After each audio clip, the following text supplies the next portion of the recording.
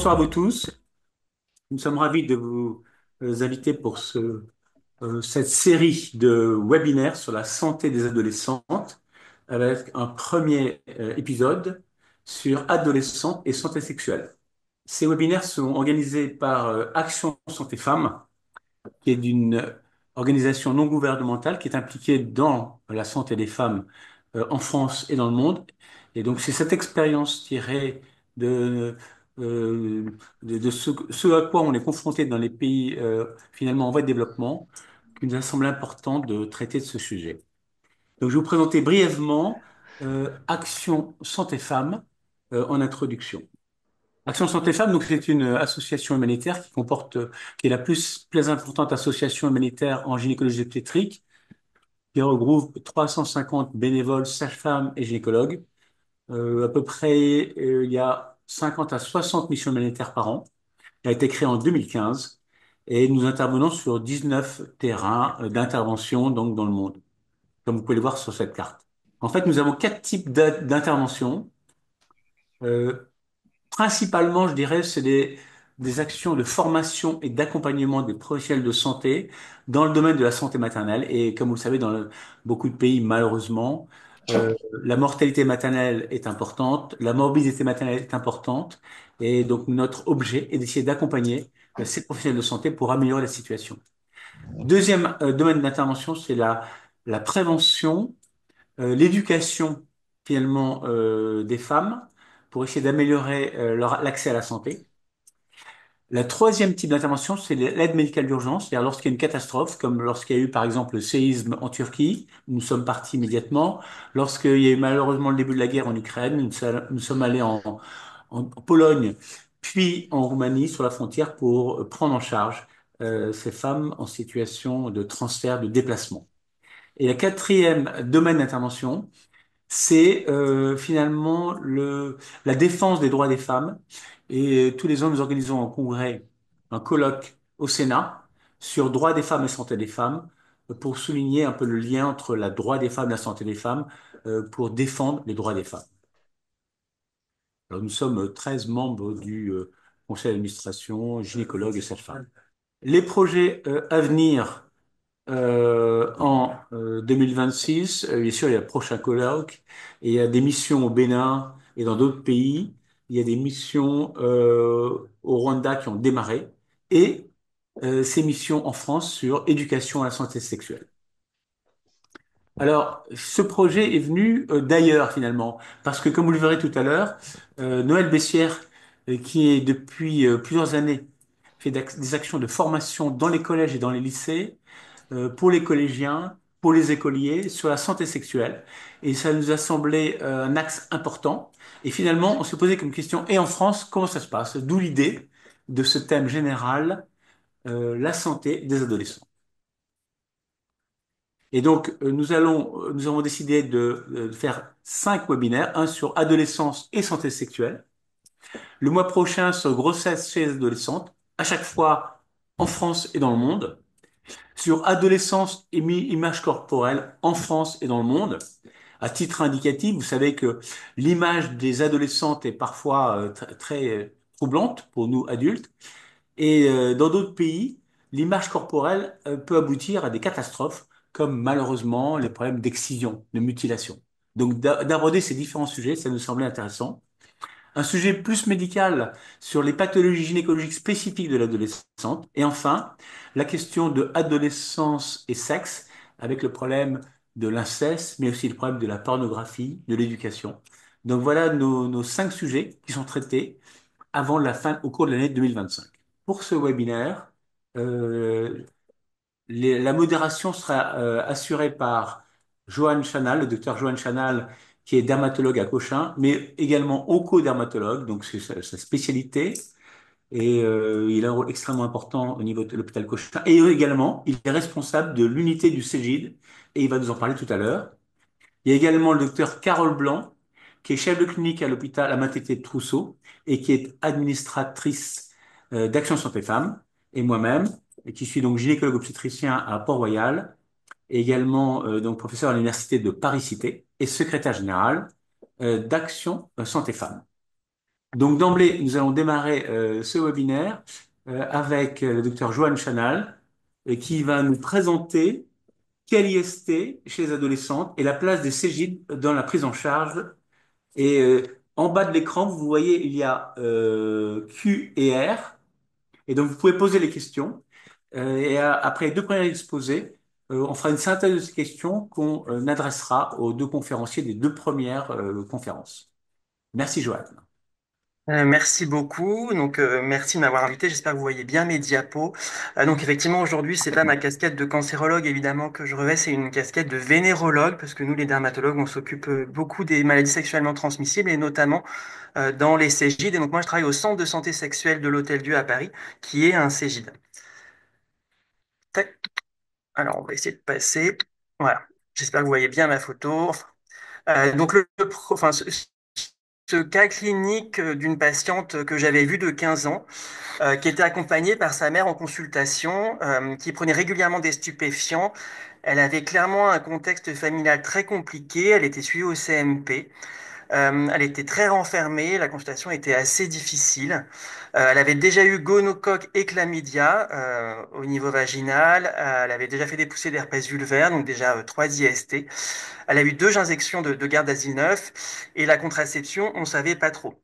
La photo que je vous ai mise, c'est pas la photo de la patiente, c'est une photo d'une patiente adulte qui m'a autorisé à utiliser sa pathologie à viser voilà, pour d'apprentissage. Vous voyez, c'est des petites lésions ici un petit peu papuleuses en dôme. Voilà, je suis quand même dermatologue, donc c'est vrai on aime bien montrer des photos. Ici, ce ne sont pas des condylomes, ici, c'est une pathologie qui s'appelle des molluscum contagiosum. Les molluscum contagiosum, c'est vraiment une IST. Qui est frontière parce que chez l'enfant on en voit très régulièrement et ce n'est pas considéré comme une IST, c'est juste lié au contact, alors que chez les personnes qui ont une vie sexuelle, c'est à considérer comme une maladie sexuelle et ici, chez Audrey, ça l'était. Donc finalement, nous, qu'est-ce qu'on peut apporter à Audrey dans la prise en charge dans nos CGID et quels IST on peut être amené à avoir. Alors juste un rappel d'IST chez les ados. La moyenne d'âge des premiers rapports, peut-être qu'on va vous le redire, c'est 17 ans. 40 à 50% des jeunes disent ne pas avoir utilisé le préservatif lors des derniers rapports qu'ils ont eus. Nous, on a clairement, on le voit très bien, une augmentation mondiale des IST. Ça impacte surtout les jeunes de 15 à 24 ans. Et une IST chez l'ado, c'est pas anodin. C'est quand même plutôt les populations vulnérables, donc les milieux socio-économiques modestes, les minorités ethniques et les minorités sexuelles, les sans-abri, les utilisateurs de drogue ou les enfants dont les parents utilisent des drogues, hein, ou bien les antécédents d'incarcération, et puis évidemment, les violences sexuelles. Alors les CGID, c'est quoi? Les CGID sont des centres d'information, de dépistage et de diagnostic des infections par les virus de l'immunodéficience humaine, donc du VIH, des hépatites et des infections sexuellement transmissibles. C'est une fusion de 2 entités qu'on avait auparavant en France, qui étaient les centres de dépistage anonymes et gratuits et les dispensaires antivénériens. Et donc ça permet la prévention, le dépistage et le diagnostic et le traitement ambulatoire des IST, mais de manière beaucoup plus globale, la prévention des autres risques liés à la sexualité. Donc vous voyez que c'est très large dans le cadre d'une approche globale, mais aussi la prescription d'une contraception, et ça c'est évidemment très important pour ce qui nous intéresse chez les femmes jeunes. La grande question qu'on avait quand les arrêtés sur les CGID sont parus, c'était est-ce qu'on pouvait traiter les mineurs, est-ce qu'on avait le droit? Oui, on peut prendre en charge les mineurs sans avoir l'autorisation parentale. On est censé chercher et demander aux mineurs voilà, de demander à ses parents. Évidemment, dans les faits, je vous l'avoue, on le fait pas. C'est-à-dire que si le mineur vient nous voir, on considère que on doit le prendre en charge, l'accompagner. Il est censé être accompagné d'une personne majeure de son choix si jamais il a notamment besoin d'un traitement, par exemple.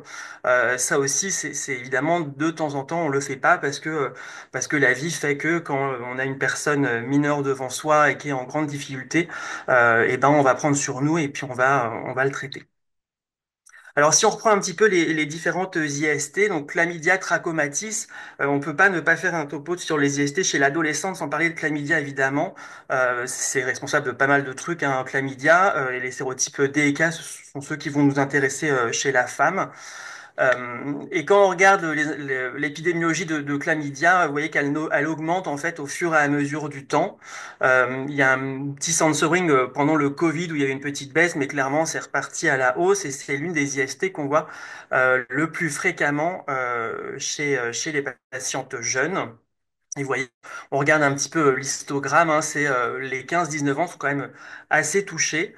Ça, c'est au niveau européen. Vous voyez que la France est grisée parce qu'en France, on n'est pas très bon sur l'épidémiologie de manière globale et l'épidémiologie des IST en particulier. On sait que la durée moyenne de l'infection chez la femme, c'est 1,4 ans. Et on sait que le taux de réinfection pardon, chez les 15-19 ans, c'est 14,9% versus 8,5%. Donc une jeune adolescente qui a le chlamydia est à très haut risque en fait de rencontrer à nouveau le chlamydia à un moment dans sa vie, avec un risque d'infection génitale haute et de syndrome douloureux pelvien, et puis évidemment un risque pour la fertilité. Quand on regarde au niveau de nos Cégides, chez les moins de 20 ans, alors le problème des études, c'est que chez les mineurs, on a très très peu de choses, parce que normalement, pour faire une étude chez les mineurs, il nous faut l'autorisation parentale, ou en tout cas des dérogations des centres d'éthique, qu'on a un petit peu de mal à avoir. Alors c'est pour protéger les patientes et les patients, on le comprend bien, mais dans les faits, ça nous aide pas beaucoup hein, pour orienter nos campagnes de dépistage et de prévention. Mais quand on regarde les moins de 20 ans en bulk, vous voyez que c'est l'un des catégories, l'une des catégories d'âge où on a le plus haut taux d'infection à chlamydia, hein, avec un taux de plus de 8%. Donc clairement, encore une fois, un taux élevé, nous, dans nos Cégides, mais c'est parce qu'on a une population particulière sans doute, mais qu'il est important de prendre en compte, et puis un taux de réinfection, un risque de réinfection très élevé. C'est pour ça qu'il y a des recommandations Chlamydia Trachomatis HS 2018, voilà, qui disent qu'il faut faire un dépistage opportuniste. Donc, dès qu'on a l'opportunité de faire un dépistage, et c'est ce qu'on fait dans les CGID, c'est pour ça qu'on le propose et c'est pour ça qu'on est là dès 15 ans. Ce qu'on fait comme traitement, je vais pas parler beaucoup des traitements aujourd'hui, mais ce qu'on fait, mais c'est important d'en parler pour chlamydia, parce que la grosse étude qui fait que maintenant on donne de la doxycycline, enfin l'une des grosses études, c'est celle-ci qui a été publiée dans New England il y a 10 ans maintenant, qui a montré que la doxy faisait aussi bien, voire sans doute mieux que l'azithromycine, et c'était pas chez n'importe quelle population dans l'étude, vu que c'était une population de jeunes femmes et de jeunes hommes dans des maisons de correction. Et que vous voyez que le taux d'infection donc chez ces jeunes femmes, donc quand même dans un contexte très particulier, était très très élevé, un antécédent d'infection à chlamydia à plus de 40% dans leurs études. Si on regarde le gonocoque maintenant, qui est l'une des autres IST, grandes IST qu'on voit, c'est la première cause d'urétrite symptomatique chez l'homme, mais on la voit évidemment aussi chez la femme. C'est aussi dans les 15-19 ans, aussi bien les hommes que les femmes au niveau européen. Là aussi, ça augmente sur toutes les populations, les hommes, les hommes hétéros, les hommes qui ont des rapports sexuels avec les hommes. Nous, on avait regardé une petite étude sur chez les gonocoques dans notre Cégide à l'Hôtel Dieu, les gonocoques chez les femmes, et clairement, ça augmente aussi, et ça augmente le plus chez les jeunes femmes. Alors, pareil, on a un petit souci au niveau éthique pour regarder chez les mineurs, mais clairement, c'était chez les femmes jeunes que ça ressortait le plus. Et c'est pas n'importe quelle patiente, hein, c'est des patients qui ont plus volontiers des antécédents de violence physique dans 20% des cas, des patientes migrantes, une utilisation du préservatif qui est très faible à 20%, et puis aussi des situations de prostitution dans presque 10%. Donc vous voyez que le gonocoque chez une femme, c'est pas anodin, et notamment chez une jeune femme, il va aller falloir, et c'est notre but dans les stégides, un petit peu voir ce qui se passe chez femmes et si elles ont des difficultés qu'on pourrait aider à prendre en charge. Là aussi, clairement, on a une évolution du gonocoque qui est absolument majeure. En France, ça, c'est une étude française, et c'est une augmentation nette chez la jeune femme, et ça ne fait encore qu'augmenter, hein. Et pareil, dans les Cégides, quand on regarde sur le sous-groupe moins de 20 ans, c'est le sous-groupe, certes, c'est peu, hein, un pourcentage de positivité qui est faible, hein, à 2%, mais ça reste le sous-groupe le plus atteint, les moins de 20 ans, par le gonocoque dans nos Cégides. Et donc encore une fois, hein, le gonocoque, ce n'est pas anodin chez la femme et c'est vraiment à prendre en compte dans nos Cégides. En pratique, évidemment, on fait un dépistage qui est biplex, hein, qui fait gonocoque et chlamydia toujours. Au niveau génital, on propose des autoprélèvements vaginaux aux jeunes femmes. Les sites gorge et anus, on pourra en discuter parce que c'est très compliqué et tout le monde n'est pas d'accord sur ce qu'on doit faire. Pour la syphilis, ça c'est juste pour vous rappeler qu'il y a trois stades de la syphilis. La syphilis aussi augmente. Alors c'est surtout sur les homosexuels masculins, donc on va assez peu parler des femmes, et pourtant il faut vraiment en parler. Pourquoi? Vous voyez, on se dirait bah c'est bon, en 2018 les taux chez les jeunes femmes c'est très très faible. Vraiment c'est jamais zéro, hein, donc c'est déjà pas bien. Par contre, là, ce qu'on voit apparaître aux États-Unis, c'est une augmentation majeure des syphilis materno-fétales et qui touche surtout les moins de 20 ans et les jeunes femmes de moins de 20 ans. Donc, on se pose la question, est-ce que ça va nous arriver aussi en Europe, cette augmentation de la syphilis, pardon, c'est moi qui ai fait une bêtise, cette augmentation de la syphilis chez les jeunes femmes. Et c'est quelque chose qui est très très monitoré. Je fais aussi partie du Centre national de référence de la syphilis et c'est quelque chose qui nous fait très très peur, qui nous fait très peur dans France métropolitaine, mais aussi dans les territoires ultramarins comme la Guyane où il y a aussi beaucoup de syphilis congénitale avec des syphilis qui atteignent les patientes particulièrement jeunes. Typiquement pour Audrey, qu'est-ce qu'on fait dans notre Cégide? On va remettre à jour son bilan des maladies sexuellement transmissibles. Elle n'était pas vaccinée contre l'hépatite B et l'hépatite A et on l'a vaccinée. Je l'ai pas noté, mais on l'a aussi vaccinée contre le monkeypox, il se trouve. Elle avait déjà un suivi au CMP. On a proposé quelque chose d'un peu plus sexologie dans le Cégide. On a une consultation qu'une sage-femme pour avoir une contraception adaptée. Et puis on lui a aussi proposé la PrEP qu'elle a refusé de prendre. On l'a aussi orientée vers des associations. Et puis à l'Hôtel Dieu, on a un super espace qui travaille de manière extraordinaire avec les jeunes, qui s'appelle l'espace Santé Jeune. Donc juste pour vous dire, les CJ, vous voyez, nous on est une fusion à l'Hôtel Dieu entre la PHP et la mairie de Paris. Et vous voyez qu'on a pas mal de missions et surtout on a un CPF, un centre de planning familial dans le CJ. Et ça nous aide beaucoup pour tout ce qui est prévention. On a des sexologues, des assistantes sociales, des sages-femmes, des médecins, le CNR, un labo de microbio, la gynécologie. Enfin tout ça nous aide à prendre en charge nos patientes et notamment nos jeunes patientes. Pour le VIH, cette alerte, alors vous voyez qu'il y a des courbes qui montent et des courbes qui descendent. Le problème que l'une des courbes, vous voyez bleu foncé qui monte, c'est la femme hétérosexuelle née à l'étranger, où clairement on a une augmentation du taux de séropositivité par le VIH, et ça on le voit dans nos Cégides vraiment, et c'est surtout les patientes jeunes. On n'a pas le détail sur les âges, alors c'est sans doute pas évidemment et heureusement les 15-20 ans, mais clairement à partir de 20 ans il se passe quelque chose, et c'est quelque chose sur lequel on travaille beaucoup dans ces populations. Est-ce qu'on peut prescrire la PrEP en Cégide? Oui, c'est ce qu'on fait. On la prescrit et pareil, normalement, l'ado doit demander, enfin, on doit chercher à avoir l'accord des parents, mais si c'est pas possible, l'ado peut venir accompagné du majeur de son choix. On fait aussi des hors-les-murs, je vais passer très vite parce qu'il y a d'autres topos dessus, mais on fait aussi évidemment des hors-les-murs dans les Cégides et c'est très important, avec une information sur la santé sexuelle de manière très globale, les notions de consentement, de violence sexuelle, de prise de substance, la contraception des femmes et des hommes, parce que la contraception, ce n'est pas un souci de femmes, c'est un souci d'hommes, clairement. Ah, voilà, donc finalement, qu'est-ce qu'on peut en déduire sur ces JDIST adolescents? On a assez peu de données, hein. Je vous ai montré, des fois, c'est en poulage 15-25. C'est vraiment très problématique parce que le 15-20, c'est pas pareil que 20-25. C'est pas les mêmes patientes. Et c'est vraiment des choses à faire, encore une fois, pour essayer de cibler nos dépistages. Euh, on a beaucoup à faire encore hein, pour cibler nos patients, pour arriver à avoir des messages de prévention assez impactants. Et puis je vous l'ai dit, l'IST, ça peut être l'arbre qui cache la forêt, surtout les soucis derrière, que ce soit prise de substances, violence, etc. Par ailleurs, mais ça peut-être que on va en parler après, on a une possibilité de faire du labo sans ordo pour les jeunes femmes et les jeunes hommes. C'est pas possible pour les mineurs. Donc le labo sans ordo, c'est aller à n'importe quel laboratoire et faire le son. On est censé les rediriger vers les Cégides, vers nous, pour qu'on puisse les prendre en charge. Il y a aussi des autotests VIH en pharmacie, mais ça coûte cher, ça coûte 20-25 euros. Donc on comprend bien que pour l'adolescente ou l'adolescent, c'est pas possible. Voilà, et puis là, c'est quelques liens un peu sympas sur la sexualité et sur les risques liés à la sexualité. Et je vous remercie. Merci beaucoup, Joanne.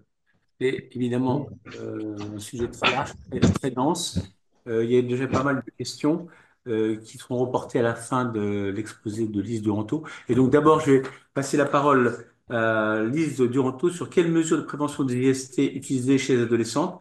Donc Lise Duranto est gynécologue et également gynécologue, je crois. Elle travaille service de gynécologie médicale à Bicêtre et est la responsable de l'unité de gynécologie adolescente et jeune adulte.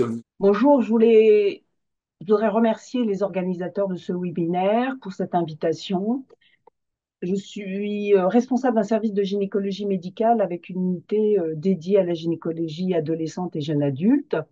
Alors, on m'a demandé de parler des mesures de prévention des IST chez les adolescentes.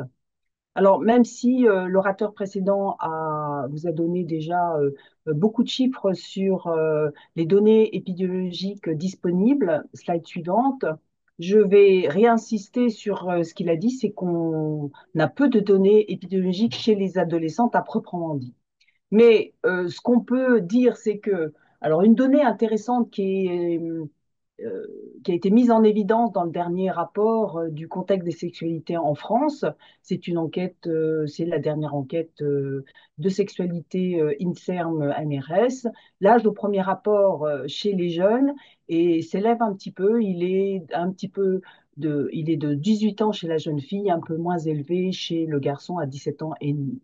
Alors, en termes de données épidémiologiques, qu'est-ce qu'on a en France? Les données de santé publique, 2017-2019, avaient déjà mis en évidence une augmentation de les chlamydiés chez les femmes, notamment chez les jeunes de 15 à 24 ans, plus augmentation de 29% en général, et augmentation de plus de 41% chez les jeunes, et une augmentation des gonorrhées dans l'ensemble de la population féminine.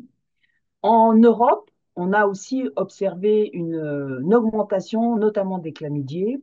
Vous avez un rapport intéressant de l'European Center for Disease Prevention and Control qui est disponible sur Internet, qui fait état des données disponibles de 27 États de l'Union européenne en 2022 et qui met en évidence aussi une augmentation importante des chlamydiés, plus 16% versus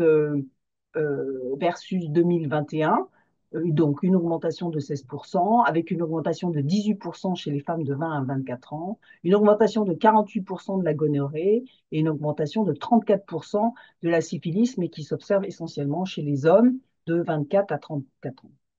Quoi qu'il en soit, cette augmentation, elle est constante depuis 2021.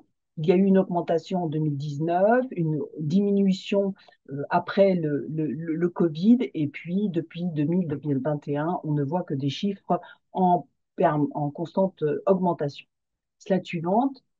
La prévention des IST chez les adolescentes comporte deux types d'enjeux. Les enjeux de santé publique d'abord, en effet, il nous faut combattre cette augmentation des IST, notamment des chlamydioses et de la gonorrhée, qui est possiblement liée en partie à l'augmentation du dépistage. Mais c'est un fait. Les enjeux de dépistage et du diagnostic précoce des IST traitables, il y a une obligation, il est souhaitable de dépister pour diagnostiquer précocement ces IST. Et puis enfin, à moyen et long terme, réduire l'impact sur la fertilité, la transmission mère-enfant et la survenue des cancers liés à l'HPV. Les enjeux individuels sont notables aussi. Il y a un enjeu de responsabilisation des adolescentes et des adolescents à une autonomie de décision face à des situations et ou à comportements à risque d'IST, d'où l'importance de l'éducation à la sexualité, on va le voir, à une sexualité positive, sans contrainte ni violence sexuelle. Et puis, ça permet aussi de prévenir le risque éventuel de grossesse. Slide suivante. Alors, quand on parle d'IST chez les adolescentes, on parle de quel type d'IST on parle? Des IST bactériennes que sont la gonorrhée, la syphilis, la chlamydiose et l'infection à mycoplasme, pour lesquelles nous disposons d'un traitement antibiotique qui permet leur guérison. Les IST virales, représentés par l'hépatite B, l'herpès génital, l'herpès simplex virus, le papillomavirus humain, l'HPV, le virus de l'immunodéficience acquise, le VIH, pour lesquels on ne peut obtenir de guérison, mais pour lesquels nous disposons de vaccinations efficaces, de l'hépatite B, de l'HPV et d'un traitement prophylactique pour le VIH.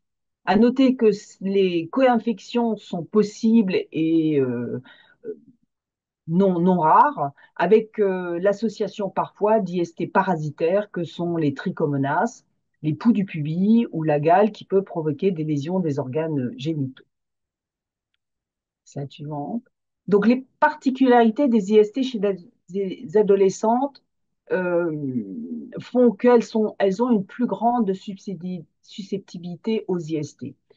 Cette susceptibilité, elle est d'abord anatomique. En effet, l'ectropion, la zone de jonction col-endocol extériorisée, est souvent associée à un ectropion qui est fragile et qui est plus susceptible d'être infecté. Les premiers rapports chez les adolescentes sont souvent non protégés, avec plus d'échecs du préservatif.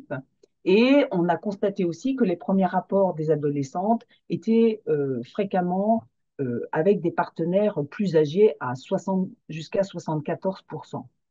Ce comportement sexuel est associé à des comportements à risque et de vulnérabilité, avec des consommations de drogue, d'alcool, des addictions et avec un risque de grossesse. Et enfin, chez les adolescentes, il faut avoir à l'esprit de rechercher un abus sexuel de façon systématique. Les chiffres dont on dispose seraient de 10% d'abus sexuels avant l'âge de 18 ans chez les filles. Slide suivante. Alors, quelles sont les mesures de prévention? Les premières mesures de prévention sont les outils pour, à utiliser pour du sexe à moindre risque, comme le montre ce schéma que j'ai pris dans la brochure Tomber la culotte de SOS Homophobie, qui représente de façon illustrative les outils. Les premières recommandations qu'il faut y associer, c'est de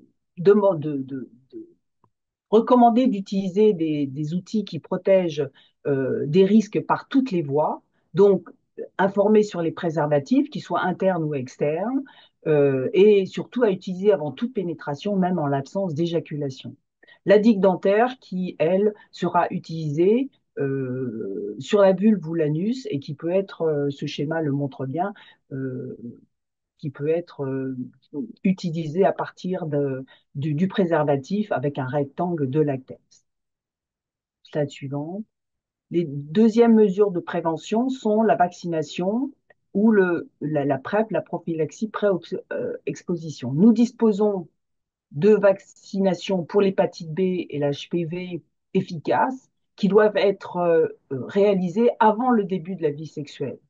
C'est un message un petit peu compliqué au plan pédagogique, mais il faut absolument obtenir cette vaccination précoce parce qu'on sait que c'est là où elle est la plus efficace pour protéger des IST.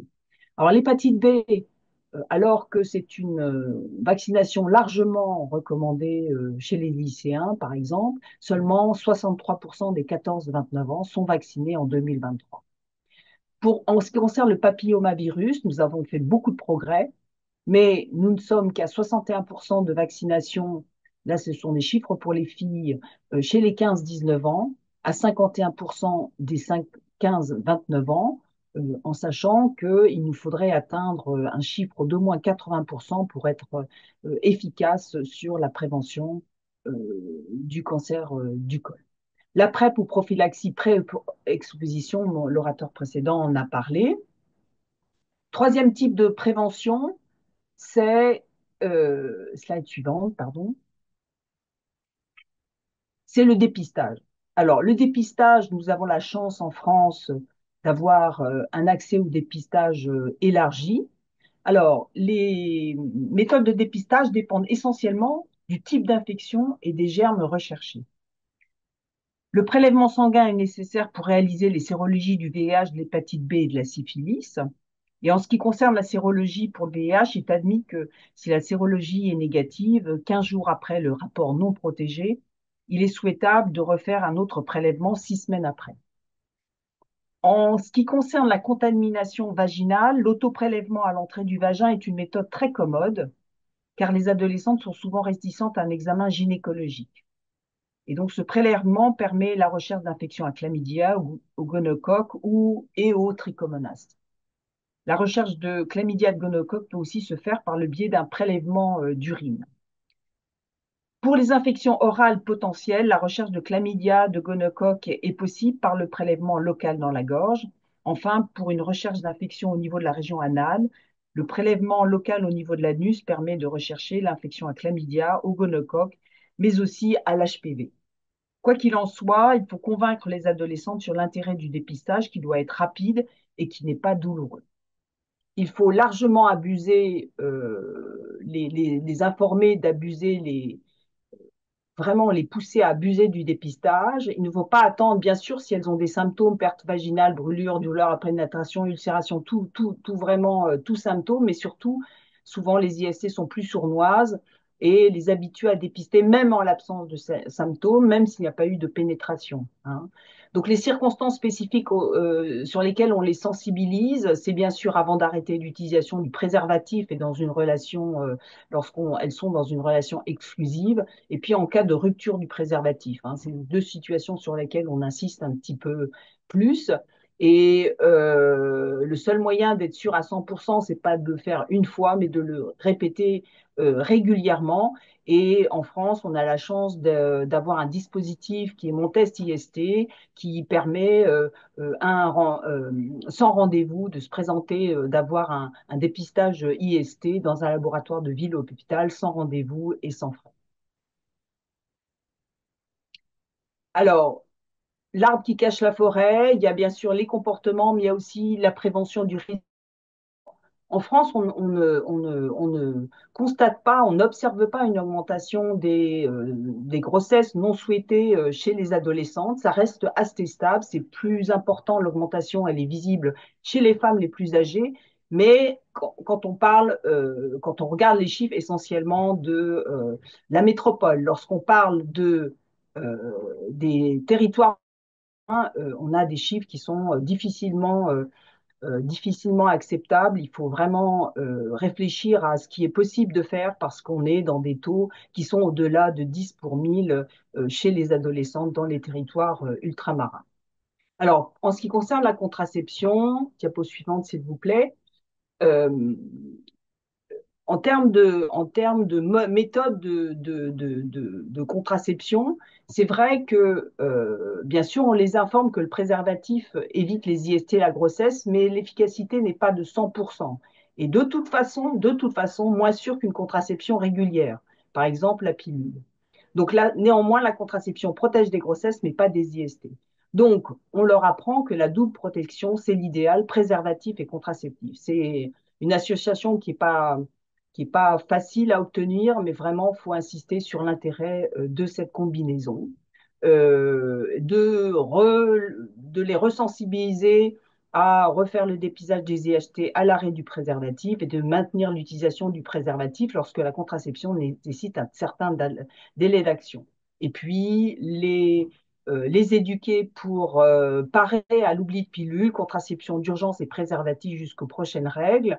Et puis, ce qu'on constate, qui est une donnée assez intéressante, même si il y a une augmentation de l'utilisation des contraceptions de longue durée d'action qui donc sont globalement plus efficaces en termes de prévention des grossesses non souhaitées chez les adolescentes, il y a quand même un délaissement de l'utilisation du préservatif lorsque ces jeunes filles choisissent le stérilet ou l'implant par rapport à la pilule, donc 16% d'utilisation de préservatif versus un peu plus de 35% en cas de pilule. Et nous, de toute façon, on fait de façon, il faut vraiment dépister les IST de façon systématique quand on pose un stérilet ou un implant chez les adolescents.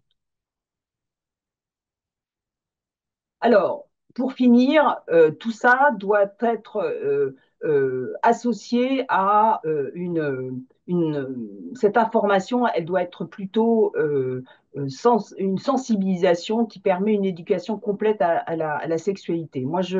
Vous pouvez accéder à l'édition révisée de l'UNESCO sur les principes directeurs internationaux sur l'éducation sexuelle à la sexualité. Il y a des principes généraux, certes, mais qui sont quand même à répéter parce que on est plutôt dans le développement de l'autonomie à la sexualité positive, inclusive et qui permet d'aborder toute la santé sexuelle, que ce soit l'anatomie, la physiologie, mais aussi la reproduction, les menstruations, la contraception, l'identité de genre, les notions d'égalité de genre et d'identité, et d'IST, bien sûr, notamment VIH et SIDA. Donc, je vous ai fait sur la diapo suivante un petit, alors ils ont tendance à un petit schéma qui résume un petit peu, qui synthétise un petit peu toutes les notions, les objectifs d'éducation complète à la santé, à la sexualité selon l'âge, et il commencerait à 9-12 ans, même avant. Mais vous voyez, l'idée, c'est d'être progressif dans cette éducation à la santé. D'abord, la notion de rapport sexuel, les risques associés, et puis ensuite la définition des IST à l'âge à proprement dit de l'adolescent, et puis essayer de compléter un petit peu cette information sur les préservatifs, le dépistage au fur et à mesure de l'évolution vers l'âge adulte. Donc, oui, slide suivante. Les principaux messages qu'on peut essayer de retenir de cette sensibilisation des adolescentes aux mesures de prévention des IST, c'est d'abord le premier message, c'est voilà, renforcer l'utilisation bien sûr du préservatif, qui doit devenir un accessoire du quotidien dans toutes les situations de rapport sexuel, c'est ça aussi qu'il faut répéter. Ensuite, recommander de dépister régulièrement, même en l'absence de symptômes, en usant du dépistage facilité dans notre pays. De former à prévenir le risque de grossesse, utilisation de la contraception d'urgence et ou de la contraception régulière, et de prévenir le risque de contamination par le VIH. Rechercher les abus pour les professionnels, quels qu'ils soient, ou les acteurs de première ligne, toujours rechercher les abus et violences sexuelles en cas d'IST chez l'adolescente. Développer l'autonomie de décision et de soins par l'éducation à la santé. Hein, le but, l'objectif est d'obtenir l'auto-soin, et dans ce sens, favoriser aussi pour obtenir ce développement de façon idéale et adaptée à l'âge, faciliter le développement d'outils numériques et d'accès alternatifs, la médicalisation, parce que la médicalisation est probablement une limite du développement et de l'information et de cette éducation. Merci de votre attention. Merci beaucoup, Lise, c'était passionnant, voilà, pour être clair. Et Merci. tous les deux, bah, il y a eu une ribambelle de questions, hein. Alors, euh, euh, question. Alors, il y en avait justement une. On a évalué l'impact du dépistage avec des outils Montest IST? Est-ce qu'il y a une évaluation déjà qui a été faite? Je ne sais pas si moi, j'ai pas de données, Johan. Est-ce que vous en Ouais, avez ou... alors on a quelques données. Alors ça commence à être connu de plus en plus. Ça l'était pas beaucoup, mais là, il y a une campagne, peut-être que vous l'avez vu dans le métro, sur mon test IST. Mon test IST, c'est comme le labo sans ordo. Le labo sans ordo, c'était l'ancien nom. Et donc, on a de plus en plus d'utilisation, effectivement. Et donc, nous-mêmes, dans certains CGID, il y a une diminution du nombre de patients qui viennent nous voir. Alors, c'est pas le cas à l'Hôtel-Dieu, mais j'en parlais avec la responsable du CGID de la Pitié, qui voit moins de patients pour dépistage, et c'est sans doute des patients qui sont réorientés vers mon test IST. Alors, encore une fois, pour les ados, c'est un petit peu plus compliqué. Je vous dis, normalement, pour les ados, c'est pas possible, hein. Normalement, mon test IST, en pratique, il y a beaucoup de labos qui acceptent à partir de 16 ans de prélever les patients. Voilà, c'est pour en avoir parlé avec un grand labo parisien où il a eu, voilà, Reprécise ce que c'est que Montest IST, parce que tout le monde ne connaît pas en fait. Alors, mon test IST, comme le disait le docteur Duranto, c'est la possibilité d'aller dans un laboratoire privé, dans un Oui. laboratoire, voilà, en disant, bah voilà, j'aimerais un dépistage Sans prescription. sans prescription. Il y a un petit truc, ils ont un petit questionnaire à remplir par rapport à Mm. leur pratique et à leur type de risque. Ils ont un dépistage qui est réalisé. Alors, nos amis biologistes sont un petit peu des fois dans l'embarras parce que bah, ils ont l'impression par un test d'appeler les patients et de revoir les patientes et les patients, mais c'est pas toujours facile pour eux. Et donc, c'est vrai que, bah, on leur dit, bah, et si jamais il y a un positif, de plutôt les renvoyer sur les CJ ou vers leur médecin traitant pour qu'on puisse les traiter. Mais c'est de plus en plus connu. Et ok. Mais donc, justement, en cas de test positif, qu'est-ce qui se passe? Bah, en cas de test positif, normalement, c'est le biologiste qui va prévenir le patient. Voilà. Le laboratoire, enfin, le résultat au patient, il appelle le patient pour lui dire, bah voilà, on vous a retrouvé un résultat positif, il faut aller voir votre médecin traitant. Donc oui, mon test IST, évidemment, ça pose beaucoup de questions, parce que quand on dit Oui. ça comme ça, alors c'est pas vrai pour la sérologie VIH, c'est un petit peu plus compliqué pour le VIH, mais par exemple pour les clams, gono, etc., on se rend bien compte que c'est difficile. Mm. Et puis comment est-ce que les patients sont suivis? Est-ce qu'ils vont vraiment voir leur médecin après? Oui, Est-ce puis le qu'ils sont médecin vraiment traitant, c'est traités? peut-être pas le meilleur message. Exactement. Des fois, il y a des gens, ils veulent pas voir le médecin traitant. Alors, c'est pour ça que les biologistes disent CGID ou médecin traitant. Ah Oui, oui, ouais, vraiment le Cégide, c'est sa place, théoriquement, oui. Ah bah, c'est ce qu'on a dit. On a dit, bah, faut pas hésiter à les renvoyer. oui, oui. Nous, c'est notre rôle, hein. C'est Ouais. probablement le meilleur message. Mm. Alors, il y Donc avait une elles ont un auto-prélèvement? Prélèvement. Oui, c'est toujours pour les femmes, enfin, puis pour les hommes aussi, au niveau de l'anus, pardon, c'est aussi des auto-prélèvements, ouais. Et Ouais, des ouais. prises de sang. Elles ont Et des prise de prises sang de et sang. auto-prélèvement? Ouais, ouais. D'accord. Alors, question, justement, il y avait une question, c'était quel est le délai entre un rapport sexuel et lorsqu'on fait on recommande de faire un prélèvement vaginal, justement. Est-ce que c'est quelques jours, une semaine? Bah, faut Tom, le faire. C'est des choses qu'on on n'a pas d'évidence là-dessus, mais il y a très peu d'études d'observation qui ont regardé le risque de contamination et l'infection à proprement dit, mais dès qu'il y a un risque, voilà, faut le faire tout de suite. Et c'est vrai que l'accès au gynécologue fait que ça compliquait les choses, mais il faut vraiment que les autoprélèvements soient faits de façon très très développée, enfin très très très facile, quoi. oui. D'accord. Et puis être répété, comme le disait le docteur Duranton Oui, dans sa répétez. présentation. C'est vrai que s'il y a une prise de risque, c'est vrai qu'à 6 semaines, on leur dit de refaire tout un bilan Mm. avec le VIH, etc. Ce qui permet de voir s'il y a effectivement, outre le VIH, qui est heureusement le risque est faible, mais le CLAM et le gono, quoi. Bien justement, à propos de ça, DIH, il y avait des questions sur le PrEP, vous en avez parlé 2 minutes, comment ça se pratique, enfin, quelle est quelles sont les modalités de prescription, en fait? Alors pour la PrEP, donc c'est du Truvada, donc c'est un antirétroviral qu'on va donner, enfin c'est deux antirétroviraux qu'on va donner en prévention de l'acquisition du VIH chez des patients qui sont à très haut risque. Donc c'est principalement actuellement en France des homosexuels masculins, c'est 90% des HSH, donc des hommes qui ont des relations sexuelles avec les hommes. Il y a quand même notamment par exemple les travailleuses du sexe aussi, qui sont à très haut risque. La PrEP, on peut la prescrire selon deux modalités chez les hommes, soit en continu, on prend tous les jours un comprimé, soit un peu au coup par coup, on va prendre deux comprimés avant la prise de risque, puis on va prendre un comprimé 48 heures après la prise de risque. Pour les femmes, c'est pas possible le coup par coup, parce qu'en fait, il faut au moins 7 jours d'imprégnation au niveau vaginal par la PrEP, même si ça se prend péros. Et donc, c'est forcément une prise continue. Toujours, toujours. Et chez les adolescents aussi, hommes et femmes, on préfère les prises continues parce que le management de la discontinue, c'est assez compliqué et donc on préfère leur prescrire du continu. Et D'accord, ça ok. marche très bien, pardon, entre guillemets, ça marche très, très, très, très, très, très bien quand c'est pris. Le problème, c'est qu'il faut que ce soit pris. Et il y a des formes injectables qui vont sortir, là. Ok. Il y avait une autre question sur dans quel cas il faut étudier le monkeypox.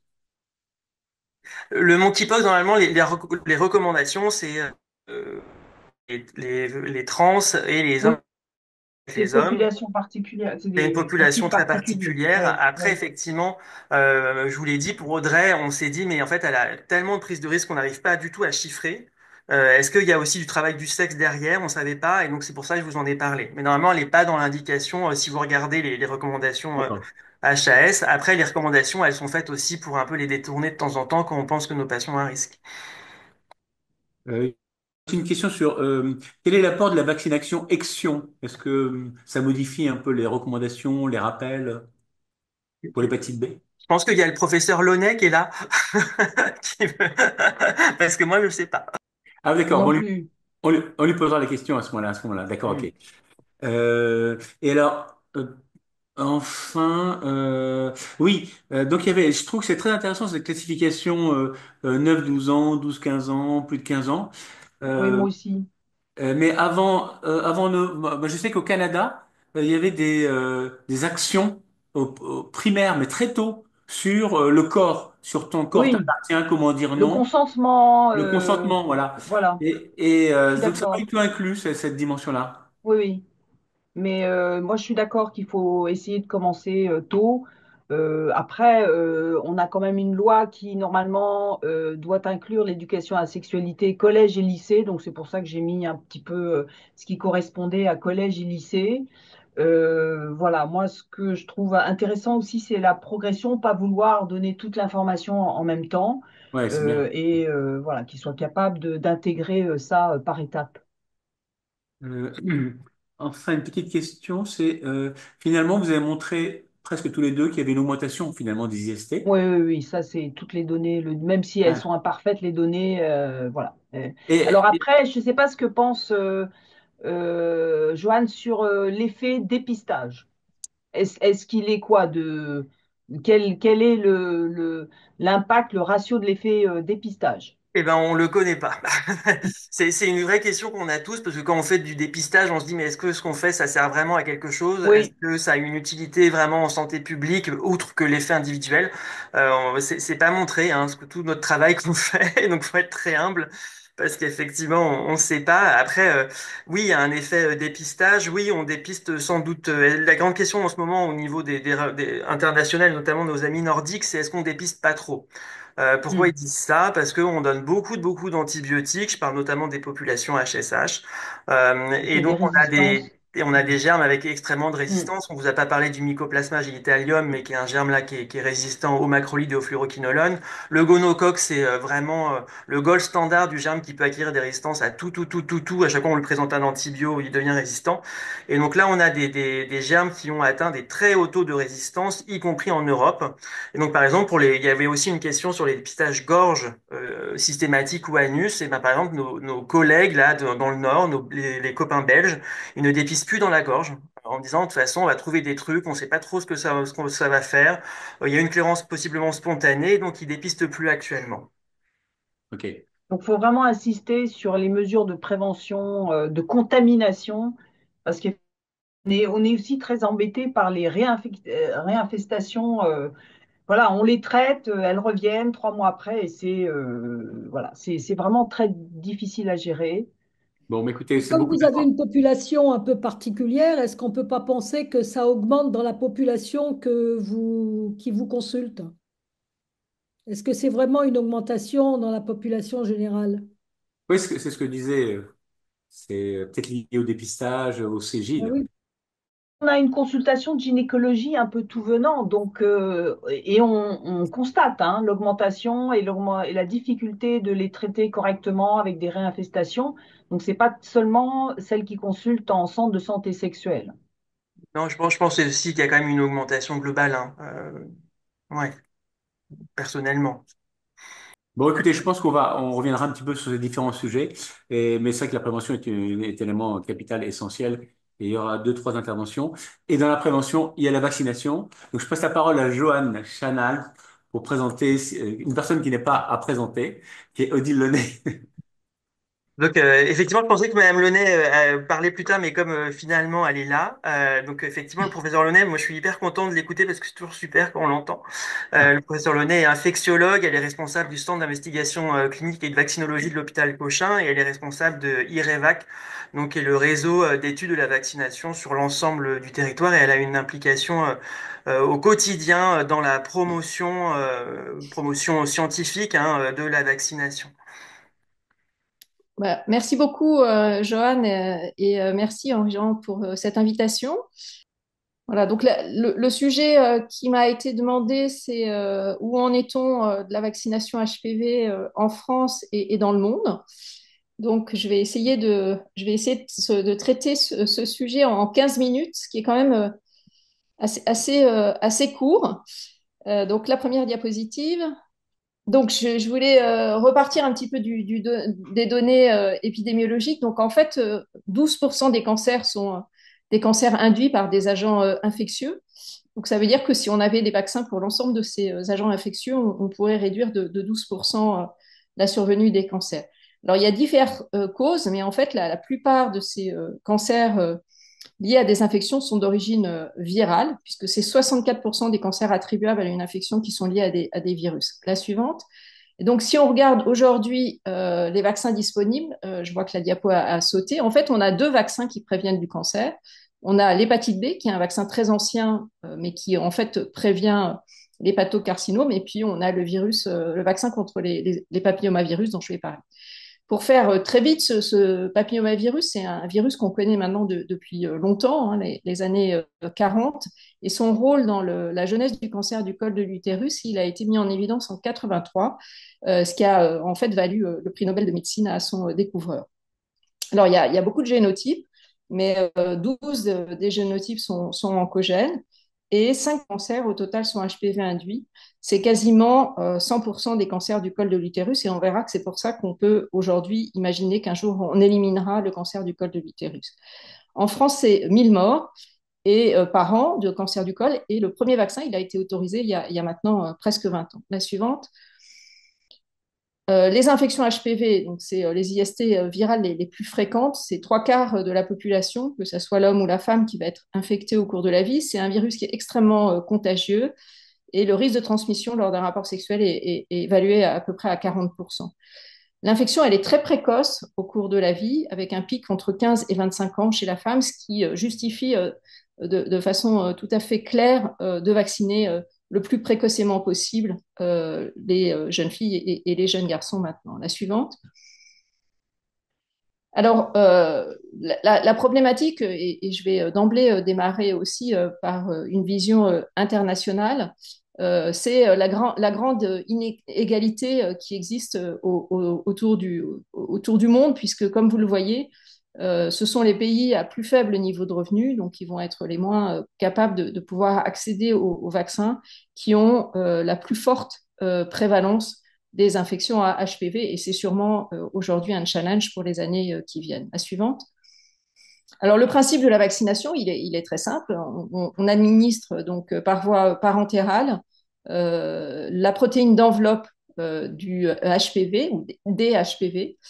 Cette protéine d'enveloppe, elle est produite par génie génétique, donc on administre juste la protéine d'enveloppe et elle va être capable, cette protéine qui est produite dans des quantités extrêmement importantes, de passer la barrière génitale, mais pas que génitale, hein, puisqu'on on parle aussi du HPV dans d'autres lésions et en particulier dans les cancers ORL maintenant.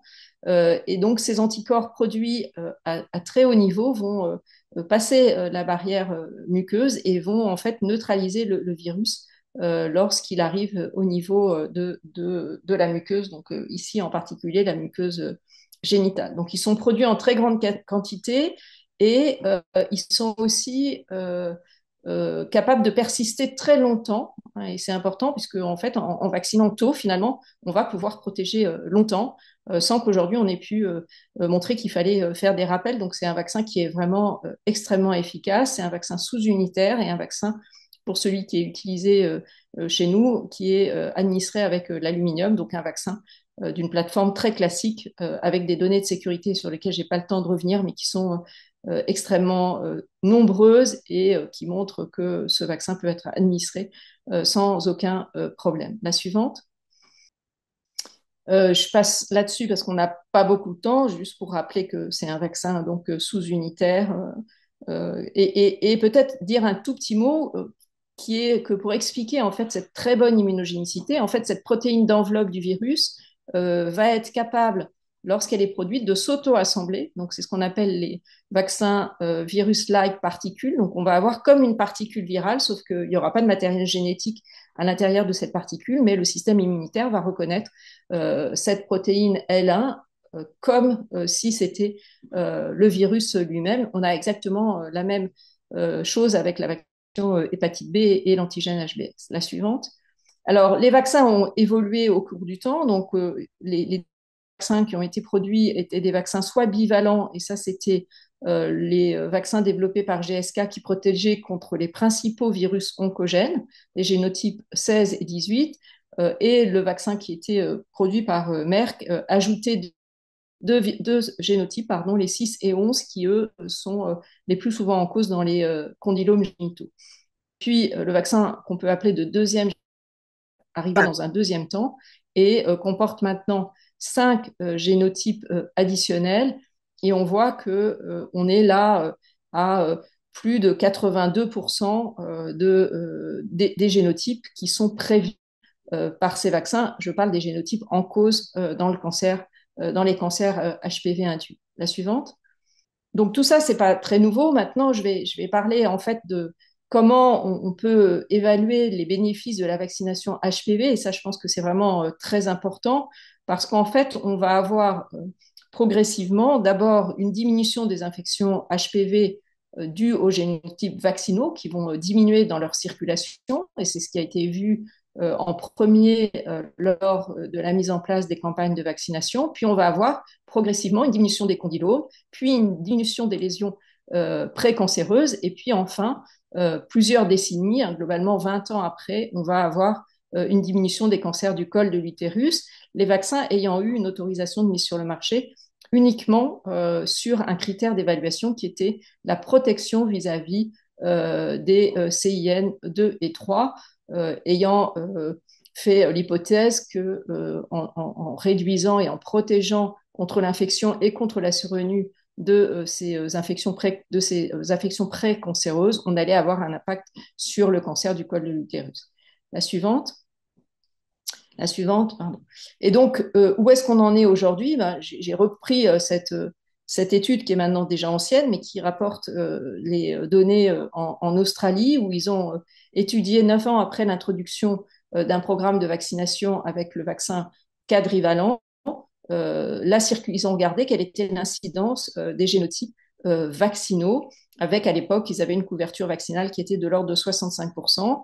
Et ce que vous voyez sur ce schéma à droite de la diapositive, c'est qu'il y a une quasi-disparition des génotypes vaccinaux, donc 6, 11, 16 et 18. Ils ont regardé bien sûr comment évoluaient les génotypes vaccin pour être sûr qu'il n'y avait pas un biais, une explication haute qui pouvait expliquer cette disparition des génotypes vaccinaux.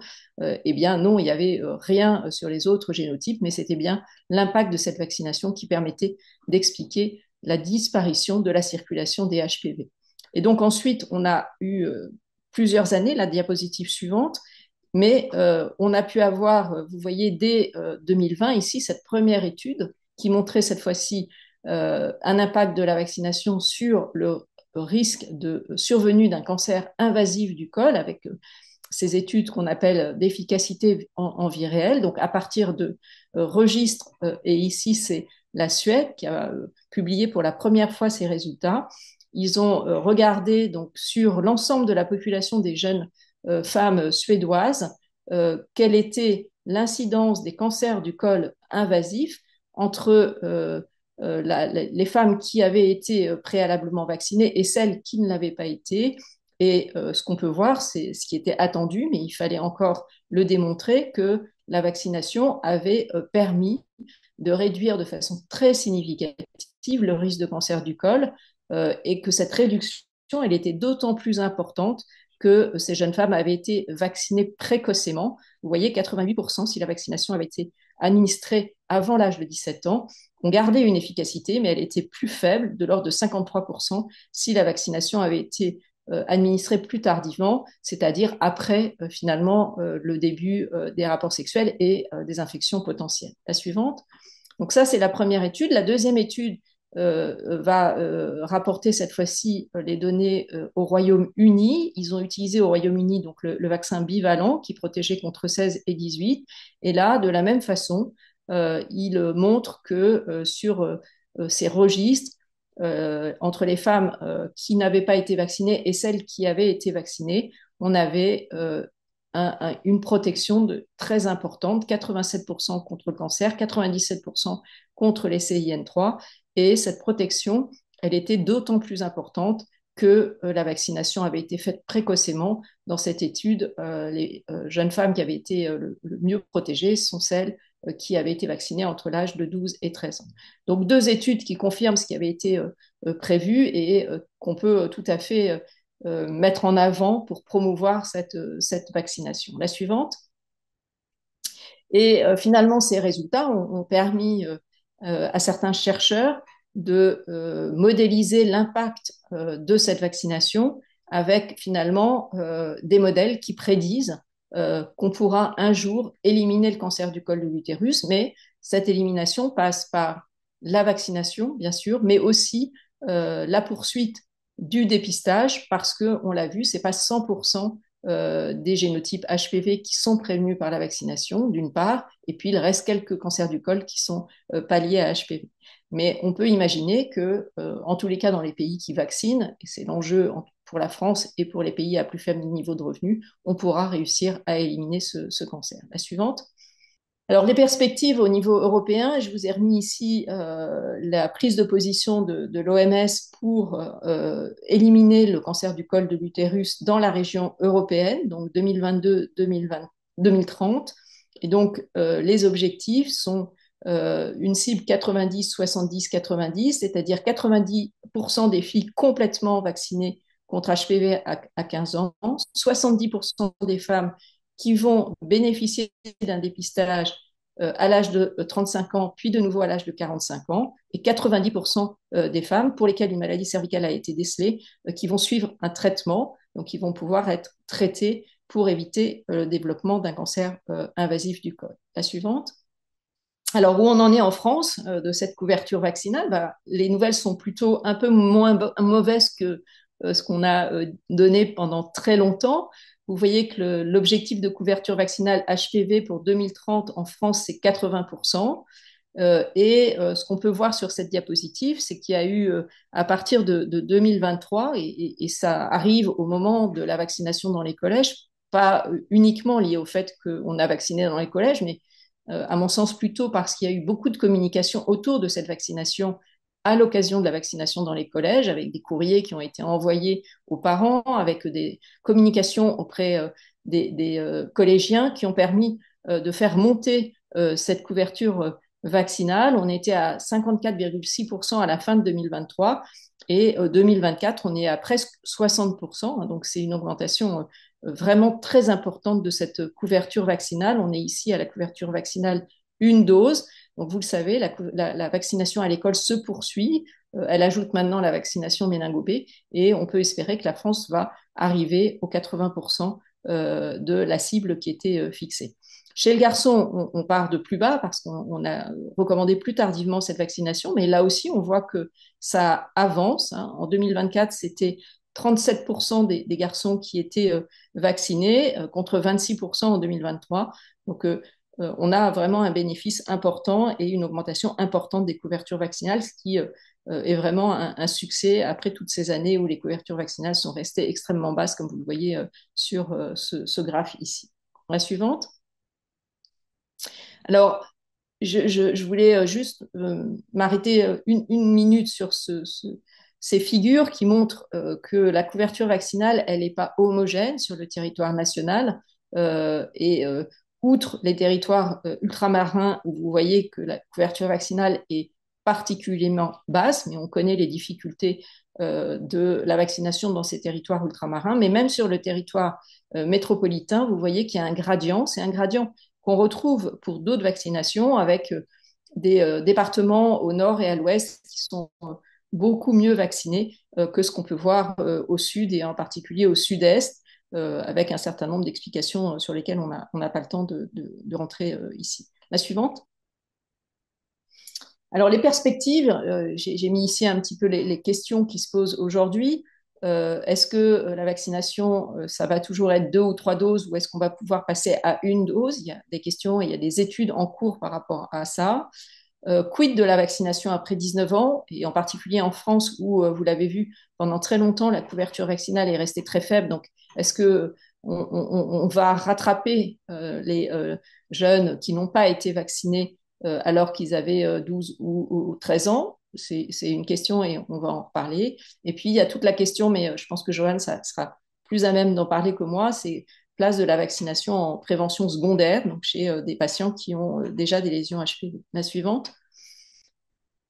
Alors, tout de suite, cette note de cadrage que je vous ai remise, hein, qui a été publiée par la HAS en novembre 2024, donc est au travail, est au programme de la commission technique de vaccination, la question de l'élargissement de la cohorte de rattrapage de la vaccination, puisque pour l'instant, le rattrapage à partir de l'âge de 20 ans ne concerne que les jeunes garçons ayant des rapports sexuels avec d'autres hommes, mais finalement, globalement, tous les garçons peuvent avoir un rattrapage jusqu'à 26 ans, alors que le vaccin ne sera plus remboursé à partir de 20 ans chez les jeunes femmes qui souhaiteraient l'avoir. Donc la question se pose, compte tenu encore une fois des faibles couvertures vaccinales qu'on a dans ces cohortes d'âge qui arrivent maintenant à l'âge de 20 ans, de pouvoir leur proposer un rattrapage et un remboursement. La suivante.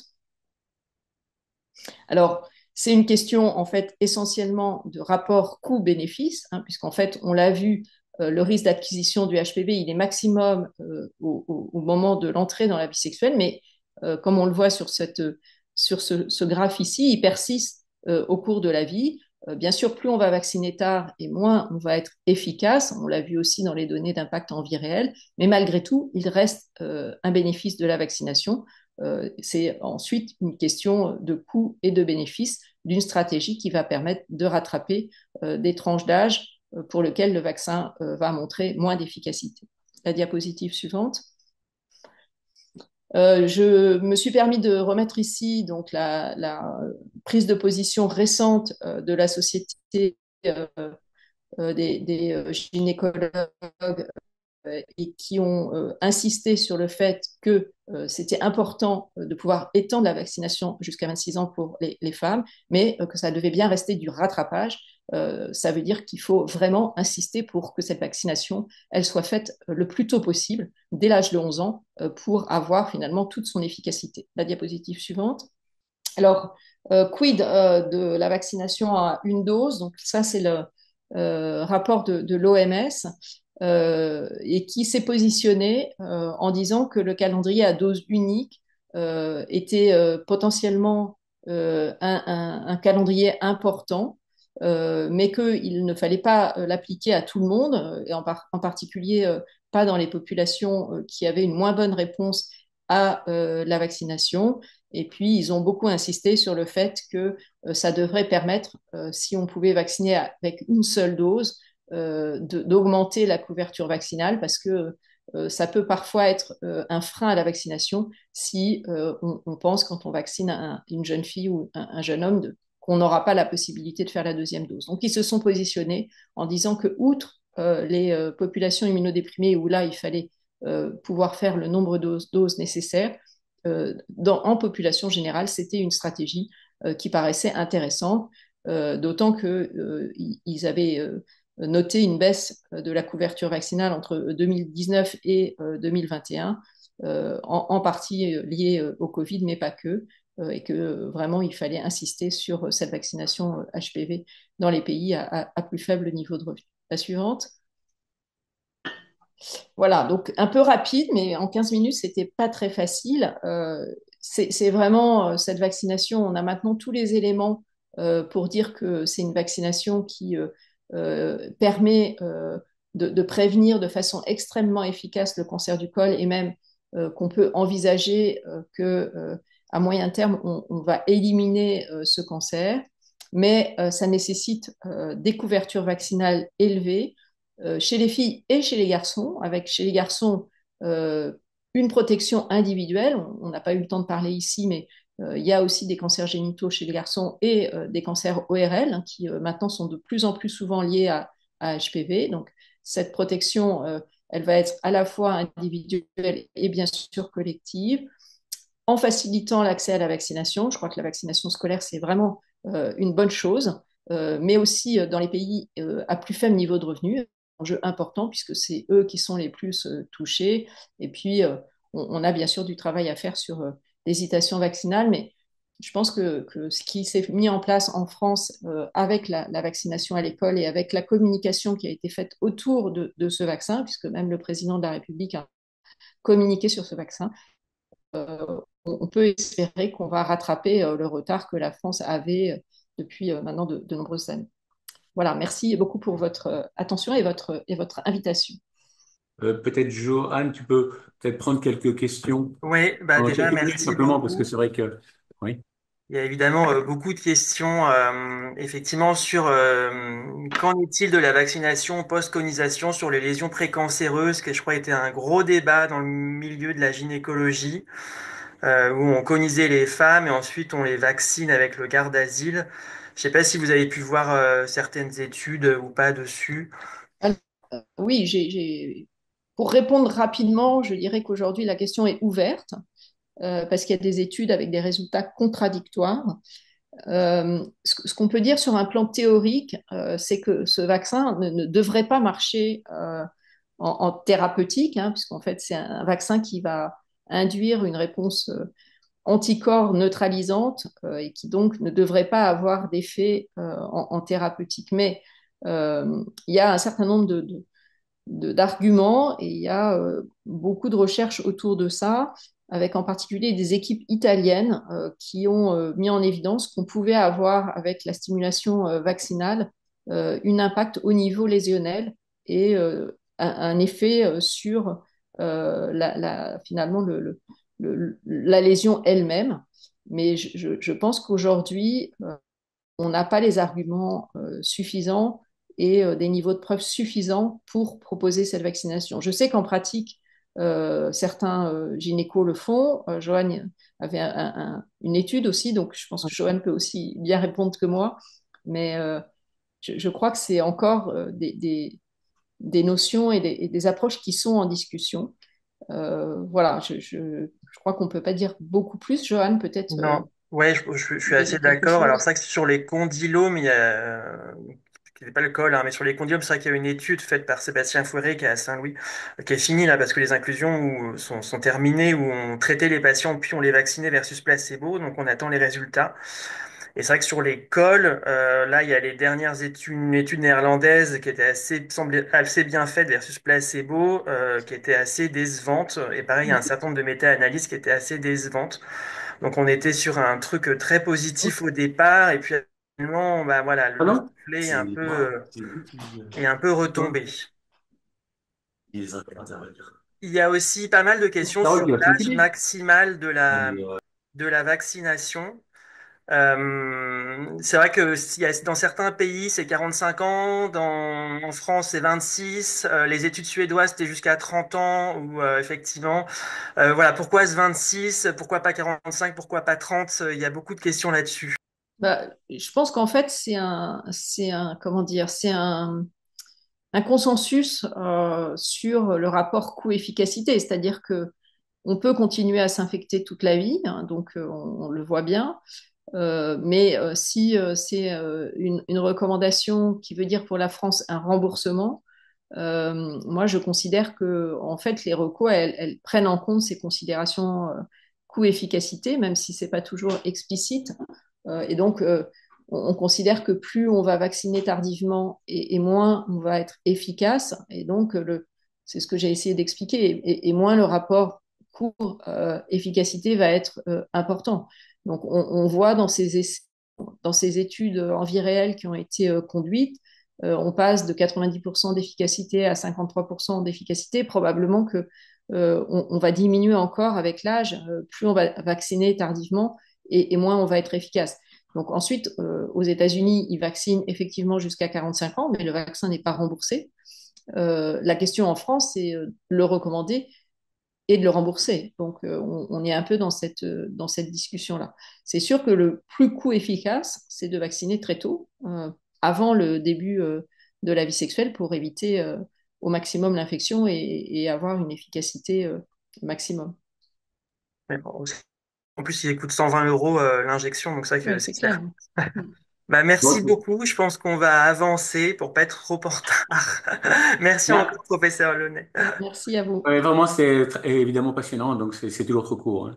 Merci en tout cas. Et donc, je vais passer la parole à Carole Blanc, qui est la troisième modératrice pour la troisième session. Oui, bonsoir à tous. Donc maintenant, on va écouter une quatrième intervention qui est réalisée par trois intervenants. Donc, tout d'abord, Michel Gabriel Cazenave, qui est interne en gynécologie obstétrique à Cochin, membre du bureau en tant que vice-président de l'AGOF, l'Association des gynécologues obstétriciens en formation. Il est également représentant du syndicat des internes des hôpitaux de Paris dans les institutions universitaires. Et c'est lui qui a coordonné la mise en place d'actions de sensibilisation à la santé dans les établissements scolaires réalisées par des étudiants en médecine, après une réflexion qu'il a réalisée sur les meilleurs moyens pour faciliter la transmission des informations.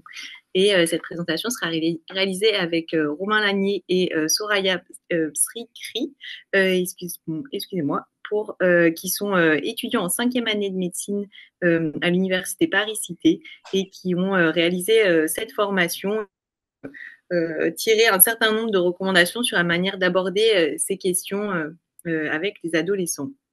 Nous vous écoutons. Bonjour à tous. Alors, avant de commencer mon exposé, je n'ai pas coordonné du tout, c'est une procédure nationale, je vais vous l'expliquer en suivant. L'objet de ce discours aujourd'hui, c'est de la part de nous, trois jeunes étudiants en santé, de vous transmettre un petit peu ce qui se passe en France pour un petit peu former au niveau de la santé sexuelle les adolescents. C'est assez intéressant, on a voulu axer un petit peu ce débat sur ce sujet-là et je vais vous le présenter un petit peu. Pour commencer, alors, Essayez de te mettre en plein écran. je vais vous mettre En en bas plein. là. Ouais. Voilà. Ok, Alors, merci.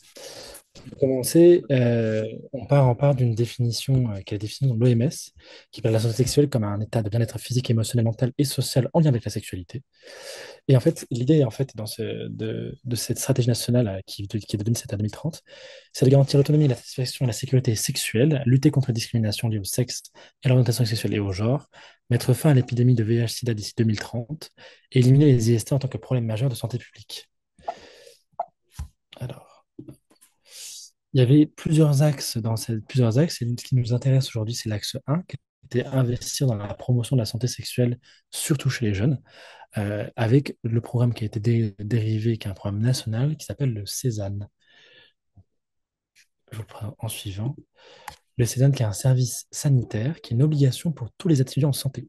Donc 45 000 étudiants en santé qui vont être obligés d'effectuer une action de prévention de santé publique durant leur formation. Uniquement sur la santé sexuelle, ça peut être aussi sur le sport, les addictions. Mais là, nos deux camarades qui nous suivent aujourd'hui, on va parler un petit peu de ce qui a été fait en vertu de la santé sexuelle. Donc, le postulat qui était de base, c'était, on a retenu l'exposé de nos confrères et consoeurs précédemment dans ce webinaire, tout augmente. Et la question que se sont dit pour ce service sanitaire, c'était est-ce que si on demande à des étudiants en santé, qui sont donc du coup des pairs plus jeunes, plus en contact avec des adolescents, allait avoir un impact sur la formation et au final, sur la formation en santé sexuelle de ces adolescents? Donc, c'était sur ce poste de base qu'ils ont lancé cette initiative qui, de la part de la GOF, a été très bien accueillie. Donc, nous, on n'a pas du tout on n'a pas été sollicité, mais on a toujours approuvé ces formations-là. On y croit beaucoup à la formation entre pairs, entre plus jeunes, avec un impact un peu plus fort que des intervenants plus âgés qui viennent dans les collèges, lycées. Mais trêve de mon discours, de mon monologue, je préfère laisser ceux qui ont vécu ce Cézanne, qui vont vous livrer leur expérience vivante de ce programme-ci et vous donner un peu les limites de ce programme, mais aussi les avantages. Je remercie encore le professeur Jean-Philippe de m'avoir laissé parler au nom de la GOF et je laisse mes camarades intervenir sur ce sujet. Soraya, je te laisse commencer, après Robin, tu pourras parler. Ouais. Donc, bonjour à tous, je m'appelle Soraya. Je suis donc étudiante en cinquième année et donc j'ai réalisé donc quand j'étais en troisième année donc ce Cézanne et donc je vais vous parler un peu de ce que j'ai ressenti et comment ça s'est organisé. Donc moi je suis à l'université Paris-Cité, on l'organise donc en troisième année et donc on pouvait choisir le thème et donc moi j'ai choisi avec deux de mes autres amis la santé sexuelle parce que je trouvais ça assez important et que c'était quelque chose qui pouvait être assez tabou. Je me souviens que moi dans mes années collège-lycée, j'en avais pas vraiment été sensibilisée à ce sujet-là et je trouvais ça important d'en parler. Donc, avant d'intervenir dans les lycées, on avait eu des séances qui avaient été encadrées par des médecins, des CCA donc, pour suivre un peu notre projet et nous guider. Et on pouvait leur faire relire notre diaporama. Ils lisaient pas forcément le fond, mais c'était plutôt la forme et la manière d'aborder le sujet. Ensuite, il fallait faire des recherches personnelles sur le sujet abordé, sachant que nous, donc, on était en troisième année, on n'avait pas eu encore vraiment de cours d'infectiologie ni de gynécologie à proprement parler. Donc, c'était vraiment quelque chose dont fallait bien s'informer avant pour être préparé aux éventuelles questions et essayer de l'aborder d'une manière simple, mais en donnant des informations justes néanmoins. Et donc, on a dû choisir un lycée de notre choix. Et donc, nous, on s'est porté sur un choix sur un lycée à Hermont, dans le 95. Donc, c'était un lycée où il y avait un de mes camarades qui y était, et on trouvait ça important de le faire dans un lycée de banlieue parce que, justement, nous, on était tous les trois issus de banlieue et on s'est dit qu'on n'avait pas été sensibilisés à ça, alors que potentiellement, dans Paris Centre, ils auraient plus eu l'occasion, et on sait que la prévention, c'est quelque chose qui a du mal à passer en fonction des catégories socio-économiques et sociales. Et donc, on trouvait ça important de le faire en banlieue. Et donc, on a donné donc, cette intervention à 6 classes qui allaient de la seconde à la terminale, donc qui avaient entre 16 et 18 ans. Et nous, on avait à peu près 20 ans à ce moment-là. Donc, c'était vraiment quelque chose qui était bien à faire en troisième année, car on était suffisamment proche d'eux au niveau de l'âge. On se tutoyait et il n'y avait pas de problème de communication à ce moment-là. Et donc, c'était des créneaux d'1h30 avec 30 minutes pour les questions-réponses. Et on l'avait pas fait, les questions-réponses, elles n'étaient pas une personne posait sa question devant tout le monde. C'était plutôt, ils venaient nous voir en privé pour qu'on réponde à leurs questions personnelles et pas forcément des questions générales. On avait demandé aux professeurs de sortir de la classe s'ils le pouvaient. Parfois, ça avait été un refus de leur part, mais on pouvait rien dire. Mais la majorité avait quand même été sortie. Et donc, ça nous permettait vraiment d'avoir un contact rapproché avec les étudiants, enfin les lycéens. Et donc, à la fin, on leur avait remis le contact du CJ le plus proche. Et leur avait donné pas mal d'informations sur la vaccination parce qu'ils étaient encore éligibles, sur les contraceptions d'urgence et sur la confidentialité des professionnels pour leur dire que vraiment, nous, déjà, ce qu'ils se disent dans cette classe, ça restera ici. Et aussi que les professionnels, même si c'est le médecin traitant de toute la famille, il avait rien à dire à vos parents. Donc voilà. Donc notre diaporama, il ressemblait à peu près à ça. J'ai mis juste quelques extraits pour vous montrer à quoi ça ressemblait. Donc on avait parlé donc des IST, on avait fait quand même un, un, un grand rappel. C'était la moitié de notre présentation. Avec vraiment, c'était assez interactif. Au début, on avait demandé quels étaient les IST que vous connaissiez. Et donc, pour la plupart, ils répondaient SIDA et non VIH. Et quand on leur demandait quels étaient les signes donc qu'on pouvait avoir quand on contractait le VIH, là, plus personne n'avait la réponse. Donc, je pense qu'il y avait une première partie qui était ils savaient ce que c'était les IST, mais après, comment est-ce qu'il fallait le détecter? Ça, c'était quelque chose que je me souviens, ça m'avait marqué parce qu'ils étaient incapables de nous dire comment est-ce que je pouvais savoir que j'étais atteint cliniquement d'une maladie.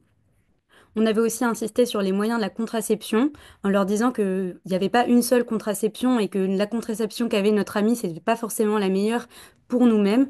Et en leur en disant de vraiment parler c'était une réflexion à prendre qui pouvait mettre du temps à venir et qu'on pouvait changer à tout moment. On leur avait quand même parlé beaucoup du consentement aussi. On trouvait ça important de les sensibiliser, même si généralement, je pense ça c'était le sujet sur lequel ils étaient entre guillemets le plus calés. Et ensuite, donc il y avait ce temps d'échange. Donc on leur avait un peu rappelé quand consulter et qui consulter, en leur disant que vraiment il y avait beaucoup de contacts, ça pouvait être des professionnels qu'ils ne connaissaient pas du tout ou des professionnels qu'ils connaissaient, et qu'il y avait beaucoup de lieux où ça pouvait être complètement gratuit et anonyme comme les Cégides, et donc ils n'avaient même pas à donner leur prénom. Et on avait aussi fait la distinction sur donc les préservatifs, que il y avait que eux qui protégeaient réellement des IST et d'une potentielle grossesse, et que le reste fallait quand même être vigilant, et l'importance de se faire dépister régulièrement. Donc, le petit débrief donc, de cette séance, donc le ressenti des lycéens, il était plutôt positif parce qu'on avait vraiment une sensation de proximité avec eux.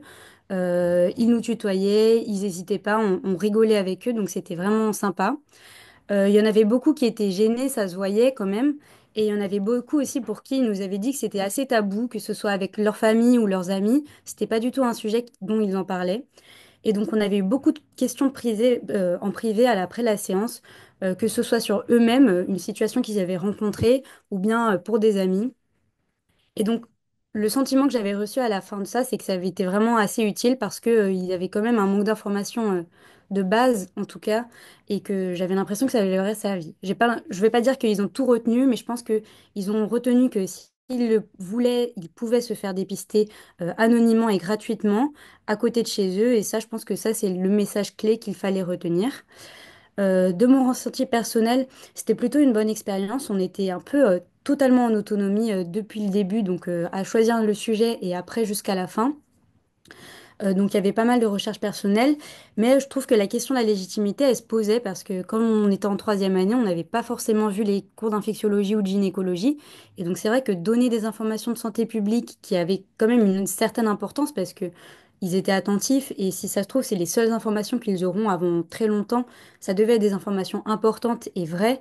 Et donc sur ça, je trouve que peut-être on aurait pu être mieux appuyé plus aiguillés pour s'assurer que toutes les informations qu'on leur donnait étaient vraies et peut-être prioriser aussi les informations qu'on leur donnait.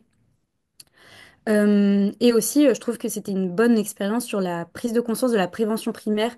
On n'en a pas forcément, ouais, on le voit pas forcément dans notre pratique en tant qu'étudiant en santé. On est souvent à l'hôpital, donc quand la maladie est déjà déclarée. Et donc c'était assez sympa, je trouve, de faire de la prévention. Ça nous montrait que c'était vraiment quelque chose, une action du quotidien et c'est un petit message, ça prend pas longtemps et pourtant ça peut faire beaucoup la différence. Donc voilà, c'est la fin de mon petit témoignage. Je crois que Robin va aussi donner le sien. Donc je te laisse la parole. Oui, bonjour à tous. Merci. Du coup, je m'appelle Robin Lanier. Je suis aussi étudiant en cinquième année de médecine à l'Université de Paris-Cité. Je suis désolé, ma caméra marche pas. Comme quoi, on peut être jeune et être pas très bon en technologie. Je m'en excuse. Mais donc, c'était aussi pour livrer un peu mon témoignage sur ce Cézanne qu'on a fait tous en troisième année de médecine. Donc, et aussi pour rappeler que ça a été aussi bénéfique pour les professeurs puisque avant d'intervenir durant la semaine auprès des étudiants, avec mon groupe, nous avons aussi intervenu auprès des professeurs pour faire exactement la même présentation, mais pour aussi souligner leur rôle parfois, puisque nous n'étions là que 1 heure, nous c'était 1 heure, mais on était là que 1 heure avec les étudiants, avec les lycéens, alors que les professeurs sont là au quotidien et parfois les étudiants, enfin les lycéens peuvent avoir aussi des questions vis-à-vis de leurs professeurs et peuvent aussi les poser à eux. Donc on avait proposé nous de le faire aussi aux professeurs pour ce thème-là, pour avoir un peu un suivi et que les professeurs, que ce soit de SVT, mais aussi toute matière, puissent avoir aussi un intérêt dans la prévention primaire des IST et des maladies sexuellement transmissibles. Donc, aussi, je voulais revenir sur le fait que c'était vachement positif et bénéfique pour nous, notamment parce qu'on a dû faire des études sur un sujet qu'on connaissait mal au début, mais aussi parce que ça nous apprenait à expliquer des notions à un personnel non soignant, parce que en troisième année, on n'a pas eu tellement encore de contact. On sort de première année, puis la deuxième année, on a des stages de sémiologie, mais où on n'a pas réellement de contact avec des personnes malades. Et là, c'était pas des personnes malades, mais étant donné que c'est de la prévention primaire, ça compte aussi un petit peu. Et donc, c'était utile d'apprendre à expliquer des notions médicales à un personnel non médical, à des gens qui n'avaient pas beaucoup d'idées des notions de maladies sexuellement transmissibles. Donc, c'était important aussi pour un peu vulgariser notre propos, parce que c'est la première fois qu'on le fait et que, il y a une bonne partie de la promotion qui est appelée à être médecin généraliste ou à faire de la prévention primaire ou de la consultation, peu importe la spécialité. Et donc, c'est un truc qui est quand même important pour nous.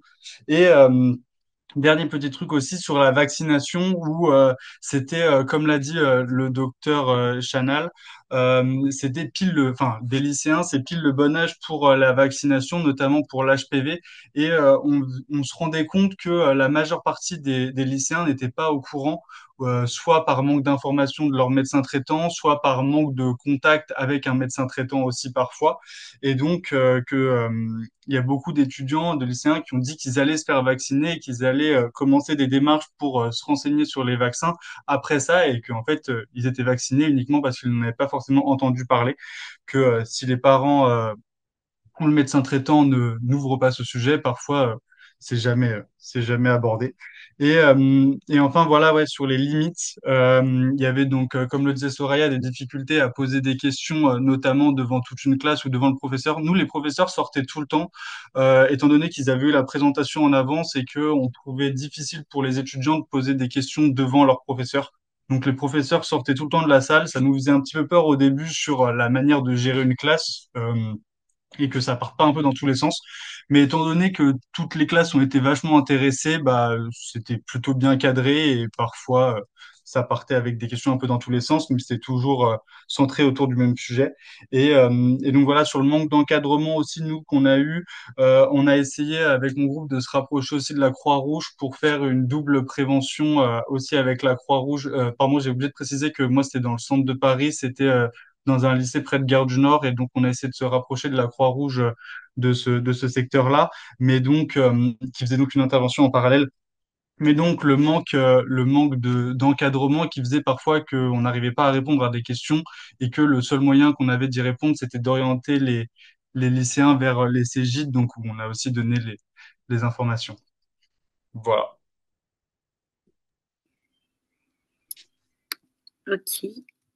Eh ben, merci beaucoup pour cette belle présentation. Et en effet, c'est une expérience qui a dû être extrêmement enrichissante des deux côtés, et de votre côté, et bien sûr du côté des lycéens.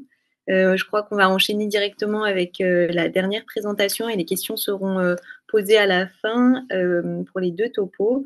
Et donc maintenant, on va écouter donc le docteur Noël Bessière, qui est donc gynécologue obstétricienne et présidente de notre ONG Action Santé Femmes, et qui a mené plusieurs missions à Madagascar, dont l'une qui consiste à intervenir 2 fois par an depuis plusieurs années dans les écoles, en y réalisant des actions d'éducation à la santé sexuelle et reproductive, couplées à des actions de consultation en gynécologie et contraception. Bonjour, on va passer à la diapositive suivante puisque Carole a fait la présentation de cette mission.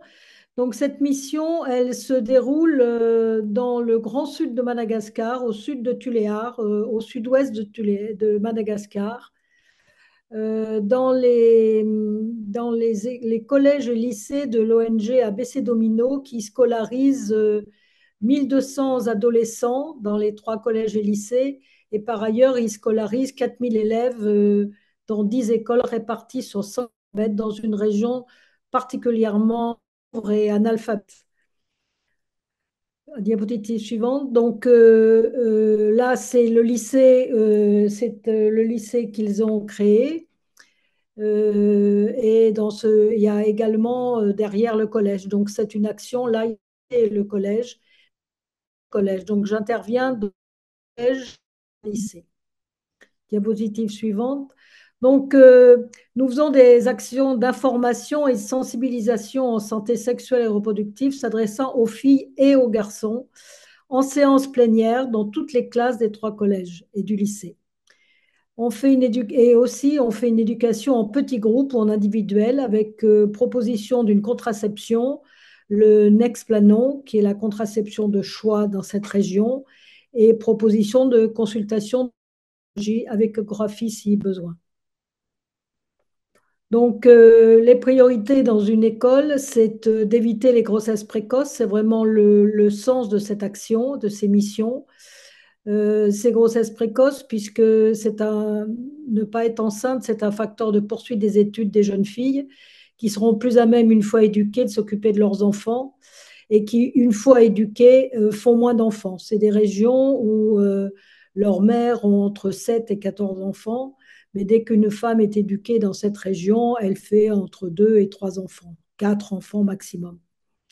Donc on leur apprend à planifier les naissances qui est un facteur clé de la diminution de la mortalité maternelle et de la lutte contre l'insuffisance alimentaire.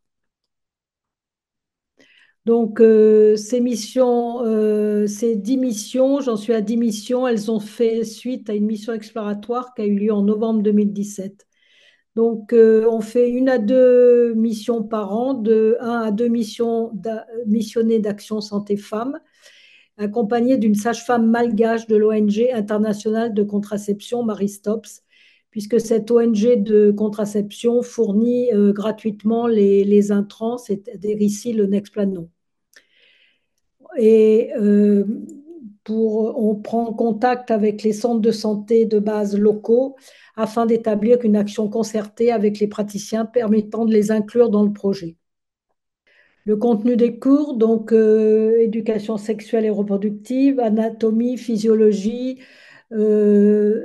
évidemment prévention des IST dont le sida et prévention des grossesses précoces avec explication de la contraception et des méthodes pour la planification familiale. Donc les cours, ce sont d'abord des cours théoriques en classe entière avec 30 à 70 collégiens par cours, des séances pratiques sur certains sujets en petits groupes d'élèves. On reçoit séparément les filles et les garçons en classe plénière, en séance pratique évidemment, mais en classe plénière aussi, à leur demande. C'était leur souhait d'être séparés, de pouvoir poser des questions plus facilement. Les adolescents vous accueillent en disant « Bonjour madame ». Et donc, quand vous rentrez dans la classe, on dit « Asseyez-vous, merci » et ils se rassoient. Donc, les cours sont des cours très pratiques, rien à voir avec des cours d'SVT. Donc, ces cours ont lieu au tableau anatomie, physiologie, entrecoupés de petits films passés avec le vidéoprojecteur, des films sur la contraception, sur la conception, sur comment se passe la fécondation. Et on fait des cours très interactifs. Elle pose beaucoup de questions. Diapositive suivante. Donc, les cours sont traduits, qui sont traduits par un professeur. Alors, les traductions sont plus ou moins, comment dire, faciles selon le professeur, parce qu'il y en a, on se demande c'est exactement ce qu'ils disent parce que ça se prolonge. Ils disent beaucoup plus que ce qu'on a demandé de traduire. Et puis d'autres où ça se passe vraiment très bien. Donc, ça, c'est les cours pour les filles qui sont voilà, très, très enthousiastes. Là, on ne le voit pas, mais elle pose pas mal de questions. La diapositive suivante. Voilà, donc les doigts sont levés. Alors, au tout début des missions, les filles étaient assez passives et ne posaient pas énormément de questions, mais de plus en plus, les cours sont très interactifs. Diapositive suivante. Alors ça, c'est les cours pour les garçons, donc qui étaient faits par un collègue qui venait avec moi il y a quelques années, et maintenant c'est fait par l'infirmier ou la sage-femme de l'ONG Maristops qui prend les garçons. Et du coup, il y a un contact direct avec quelqu'un qui est à la fois jeune et parle malgache. Donc, nous sommes venus ici dans votre école pour vous apprendre 2 choses. Comment on fait un bébé et comment on évite de faire un bébé. Car pour nous et pour vous, c'est important que les femmes aient un enfant quand elles veulent avoir un enfant et non pas une grossesse quand elles ne veulent pas de grossesse. Parce qu'une femme qui a un bébé à 14 ans, elle ne va pas faire les études après. Elle va s'arrêter de travailler. Elle va s'arrêter d'aller à l'école. Donc, notre objectif, c'est que les grossesses, dans toutes les écoles d'ABC Domino, les grossesses soient désirées et non pas subies. C'est le sens de ce que nous faisons ici. C'est la raison pour laquelle nous venons dans les écoles d'ABC Domino. Toutes les écoles. Nous faisons ça. Et nous reviendrons pour ça et nous referons la même chose jusqu'à ce que les grossesses soient des grossesses désirées, des grossesses souhaitées et non des grossesses subies. Et vous, vous avez aussi la responsabilité. Les filles, bien sûr, elles font la contraception. Mais vous aussi, vous devez comprendre et savoir ce qu'il en est. Sinon, c'est injuste que les garçons, ils n'aient pas la grossesse et que les filles, elles aient la grossesse. C'est à vous d'être aussi responsable. C'est pour ça que nous venons et rien que pour ça. Donc, je félicite ces trois-là qui ont répondu 4 questions sur 5. Donc, monsieur le directeur, je les applaudis encore. Alors là, là aussi, bon, le son est moins important puisque c'est en malgache. La jeune femme, la sage-femme de Marie Stopes fait une présentation très très pratique du préservatif, de l'utilisation du préservatif. Donc là aussi, elles sont très très intéressées. Elle apporte aussi dans ses malles des préservatifs, donc elle en donne aux élèves. Donc la démonstration est très précise.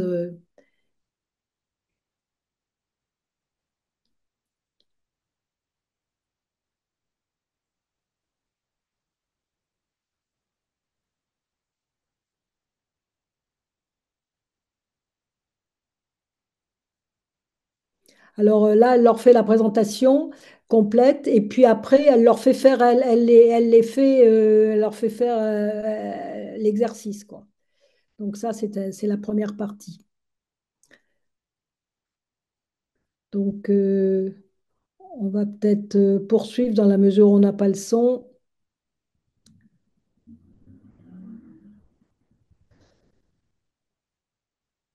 Donc, vous voyez, ces missions se font d'une manière très pratique.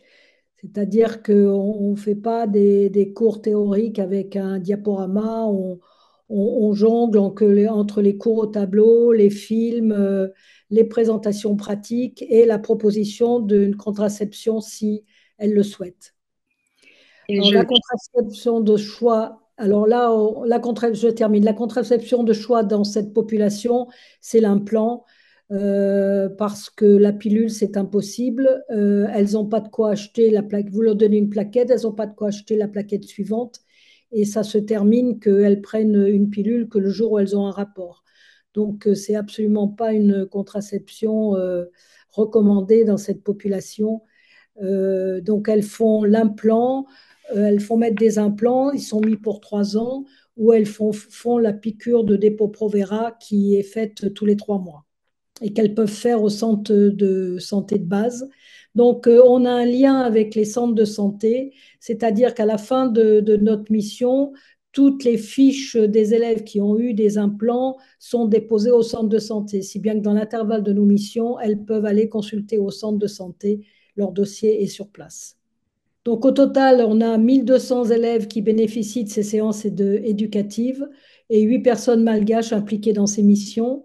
On a une nette diminution au fil des missions du nombre de grossesses surprises dans les grandes classes qui ont bénéficié de la sensibilisation depuis la 6e. Je vous remercie de votre attention. Merci beaucoup également. Du coup, on peut enchaîner sur les questions, peut-être tout d'abord sur la première présentation. Au niveau du chat, j'ai vu qu'il y avait une question sur si les infirmières scolaires avaient été impliquées dans le cadre des présentations que les étudiants font au lycée ou au collège. Pour notre part, oui, parce qu'on avait coordonné ça avec eux pour justement aussi voir quelles étaient les classes qui pourraient être le plus à même de recevoir les interventions. Par exemple, la majorité des classes qu'on avait fait, c'était des classes issues d'un bac technologique et ils pensaient que ça pouvait être plus intéressant de leur donner ces cours de prévention. Et ensuite, elles avaient fait une intervention euh, brève après notre passage pour leur dire, leur faire un débrief de elles, ce qu'elles pouvaient leur apporter en leur disant, voilà, si vous venez me voir, donc en toute confidentialité, j'ai des préservatifs avec moi, j'ai une contraception d'urgence, personne ne sera mis au courant, j'ai aussi le contact de professionnels de santé si besoin. Donc elles avaient été impliquées ouais, dans la prise en charge. Ok, génial. Ok. Et moi, j'avais une question pour rebondir justement à ce qu'a dit Noël, que vous aviez des binômes un peu mixtes pour justement faire ces présentations. Est-ce que vous avez expérimenté le fait de parler à une classe entière en laissant du coup les filles et les garçons ensemble, ou si vous aviez tenté de séparer un petit peu justement euh, les garçons et les filles? Non, les élèves, à l'occasion une fois au cours de la mission, ils ont commencé à installer les garçons et les filles en séance plénière. Et les filles se sont tout de suite insurgées, ne voulant pas que les garçons soient avec elles. Oui. Donc, on a, selon leurs souhaits, qu'on a respecté, on séparait les filles et les garçons. Alors Ok. d'emblée, les garçons et sont très intéressés parce que finalement, ils n'ont pas l'occasion qu'on leur parle de tout ça. Et ils étaient très passionnés par les cours que faisait mon collègue, le docteur Benbassa. Et maintenant, ce sont les infirmiers malgaches qui font, et la sage-femme malgache de Maristops qui prennent les garçons, parce que j'ai souvent des garçons comme sage-femme. Ça pose pas d'ailleurs de problème vis-à-vis des filles quand elles les reçoivent en petits groupes. Et donc, comme ils parlent en malgache, je ne peux pas contrôler exactement le contenu de leur cours. Oui. Mais les garçons sont toujours très intéressés parce que ça leur donne l'occasion de. On leur apprend à poser un préservatif, ils sont très motivés. Et est-ce que Soraya et Robin, du coup, vous avez remarqué la même chose, qu'il y a peut-être aussi les garçons qui se trouvent aussi finalement autant intéressés que les filles sur ce genre de sujet? De mon côté, oui, au moins autant. Après, pour la vaccination HPV, c'est les filles qui étaient plus motrices, on va dire, dans cette prise enfin, dans cette prévention. Les garçons étaient moins au courant encore que les filles. Donc, du coup, on a dû réexpliquer un peu que c'est l'affaire autant des filles que des garçons et que la vaccination concerne tout le monde. Sur l'HPV, enfin, beaucoup de garçons pensaient que du coup, c'était une maladie qui touchait les filles et donc qu'ils n'étaient pas très concernés. Donc, il y a eu vachement une distinction sur ce domaine-là. Après, concernant le préservatif ou les moyens de contraception, c'était assez mixte. Il n'y avait pas vraiment de différence dans leur vision des moyens de contraception. Ok. Merci beaucoup. Il y avait une question au sujet des dyspareunies, si ça avait été abordé dans les interventions au lycée et au collège, mais je pense que ça dépend du coup des thèmes que vous choisissez, c'est ça initialement, du coup. Oui, nous, on ne l'avait pas exactement abordé parce qu'on voulait vraiment rester un peu plus sur le côté médical et je pense qu'à cette époque-là, on n'avait absolument pas les connaissances nécessaires pour en parler et pour donner des conseils ou des indications. Mais on l'avait vaguement abordé en disant que, enfin, sur le thème du consentement, sur le fait qu'il pouvait être abordé à plusieurs moments et que si ça allait pas parce qu'il y a des douleurs ou autres, enfin, vous avez le droit d'arrêter. Si ça vous inquiète, enfin, n'hésitez pas à les consulter. Et voilà, mais on n'en avait pas plus abordé que ça. Je pense enfin, moi en tout cas, je me sentais pas suffisamment à l'aise pour en parler. Ok. Oui, j'ai un peu le même retour. Je pense qu'aujourd'hui, en ayant évolué dans les études de médecine, on pourrait plus en parler. En troisième année, enfin, je pense qu'on se sentait pas assez à l'aise justement pour pouvoir aborder ce sujet-là. Enfin, et répondre après aux questions, en fait, surtout. Ok. Oui, ça rejoint un petit peu le ressenti sur ta diapo de conclusion, Soraya, où en effet, au niveau fond et support, vous aviez été laissé en totale autonomie là-dessus. Peut-être qu'en effet, ce serait quelque chose du coup à améliorer, de vous donner soit un contenu fixe d'emblée, ou en tout cas des sources, oui, sur lesquelles s'appuyer pour justement vous aider à vous sentir encore plus légitime dans cette position. Ça va peut-être être intéressant. Ok. Et- Éventuellement, Coral, si je peux me permettre une question. Moi, j'avais une question pour Noël. Je pense que Noël, tu es confronté à des situations à peu près proches en France. Euh, est-ce que tu as l'impression que les questions sont les mêmes finalement à Madagascar parce qu'il y a beaucoup de questions à Madagascar et dans les collèges en France, est-ce que finalement les jeunes se posent les mêmes questions? Alors, moi, je fais notamment j'ai fait cette formation aussi au Cambodge, dans les Ouais. écoles au Cambodge. Bon, j'avoue que je ne les ai pas faites en France, mais enfin, j'ai une expérience de consultation. Et là, munie de cette expérience, je fais une grosse information sur la puberté. Parce que, entre autres, dans les questions, il y a toute une question autour des pertes blanches. Donc, j'explique la puberté, j'explique que les pertes blanches sont normales déjà a priori, parce que vraiment, ça, c'est quelque chose qui les travaille énormément. Et j'ai déjà eu ce problème au Cambodge, où notamment les sixièmes, cinquièmes, qui au Cambodge sont plus jeunes que les sixièmes, cinquièmes de Malgaches. Parce qu'à Madagascar, en sixième, cinquième, elles ont des fois déjà 14, 15 ans.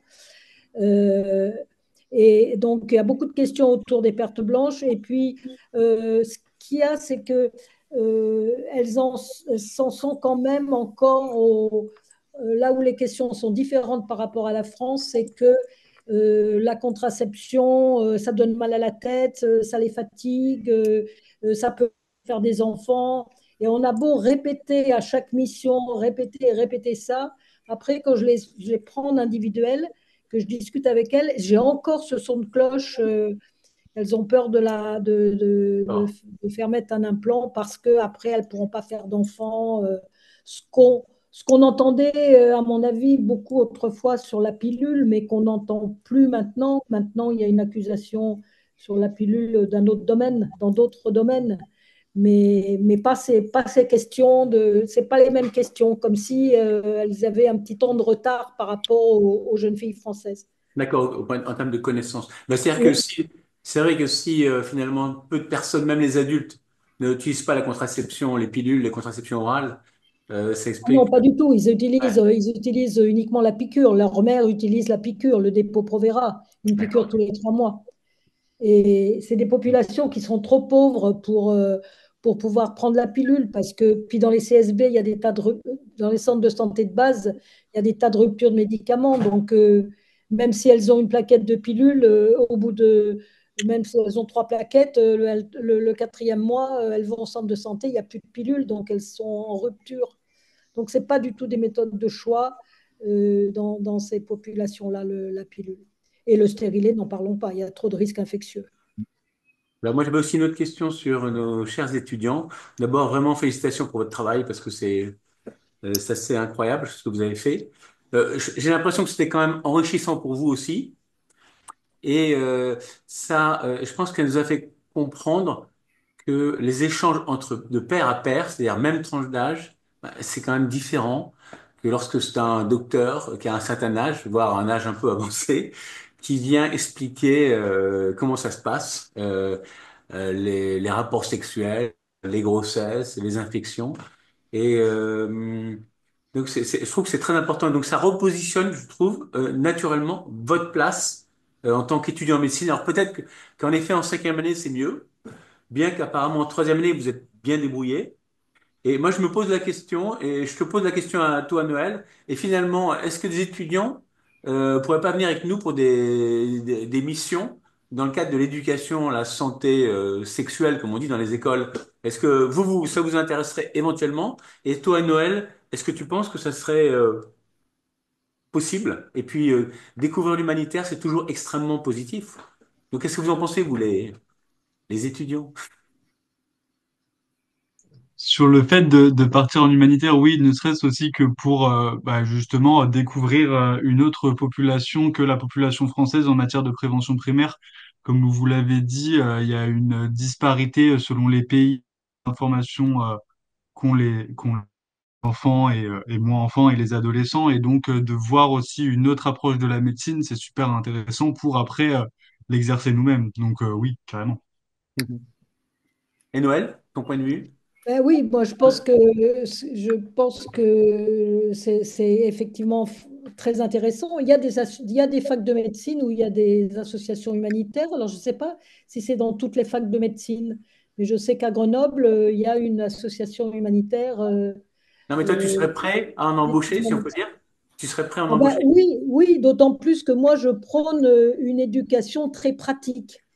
C'est-à-dire qu'aller faire de la sensibilisation à Madagascar sans leur proposer de contraception, alors qu'elles n'ont pas les moyens, elles n'ont pas les moyens de se payer parce que tout est payant à Madagascar. Donc elles vont au centre de santé, il faut qu'elles payent pour avoir un implant ou pour avoir bon, les préservatifs, n'en parlons pas, il faut les acheter.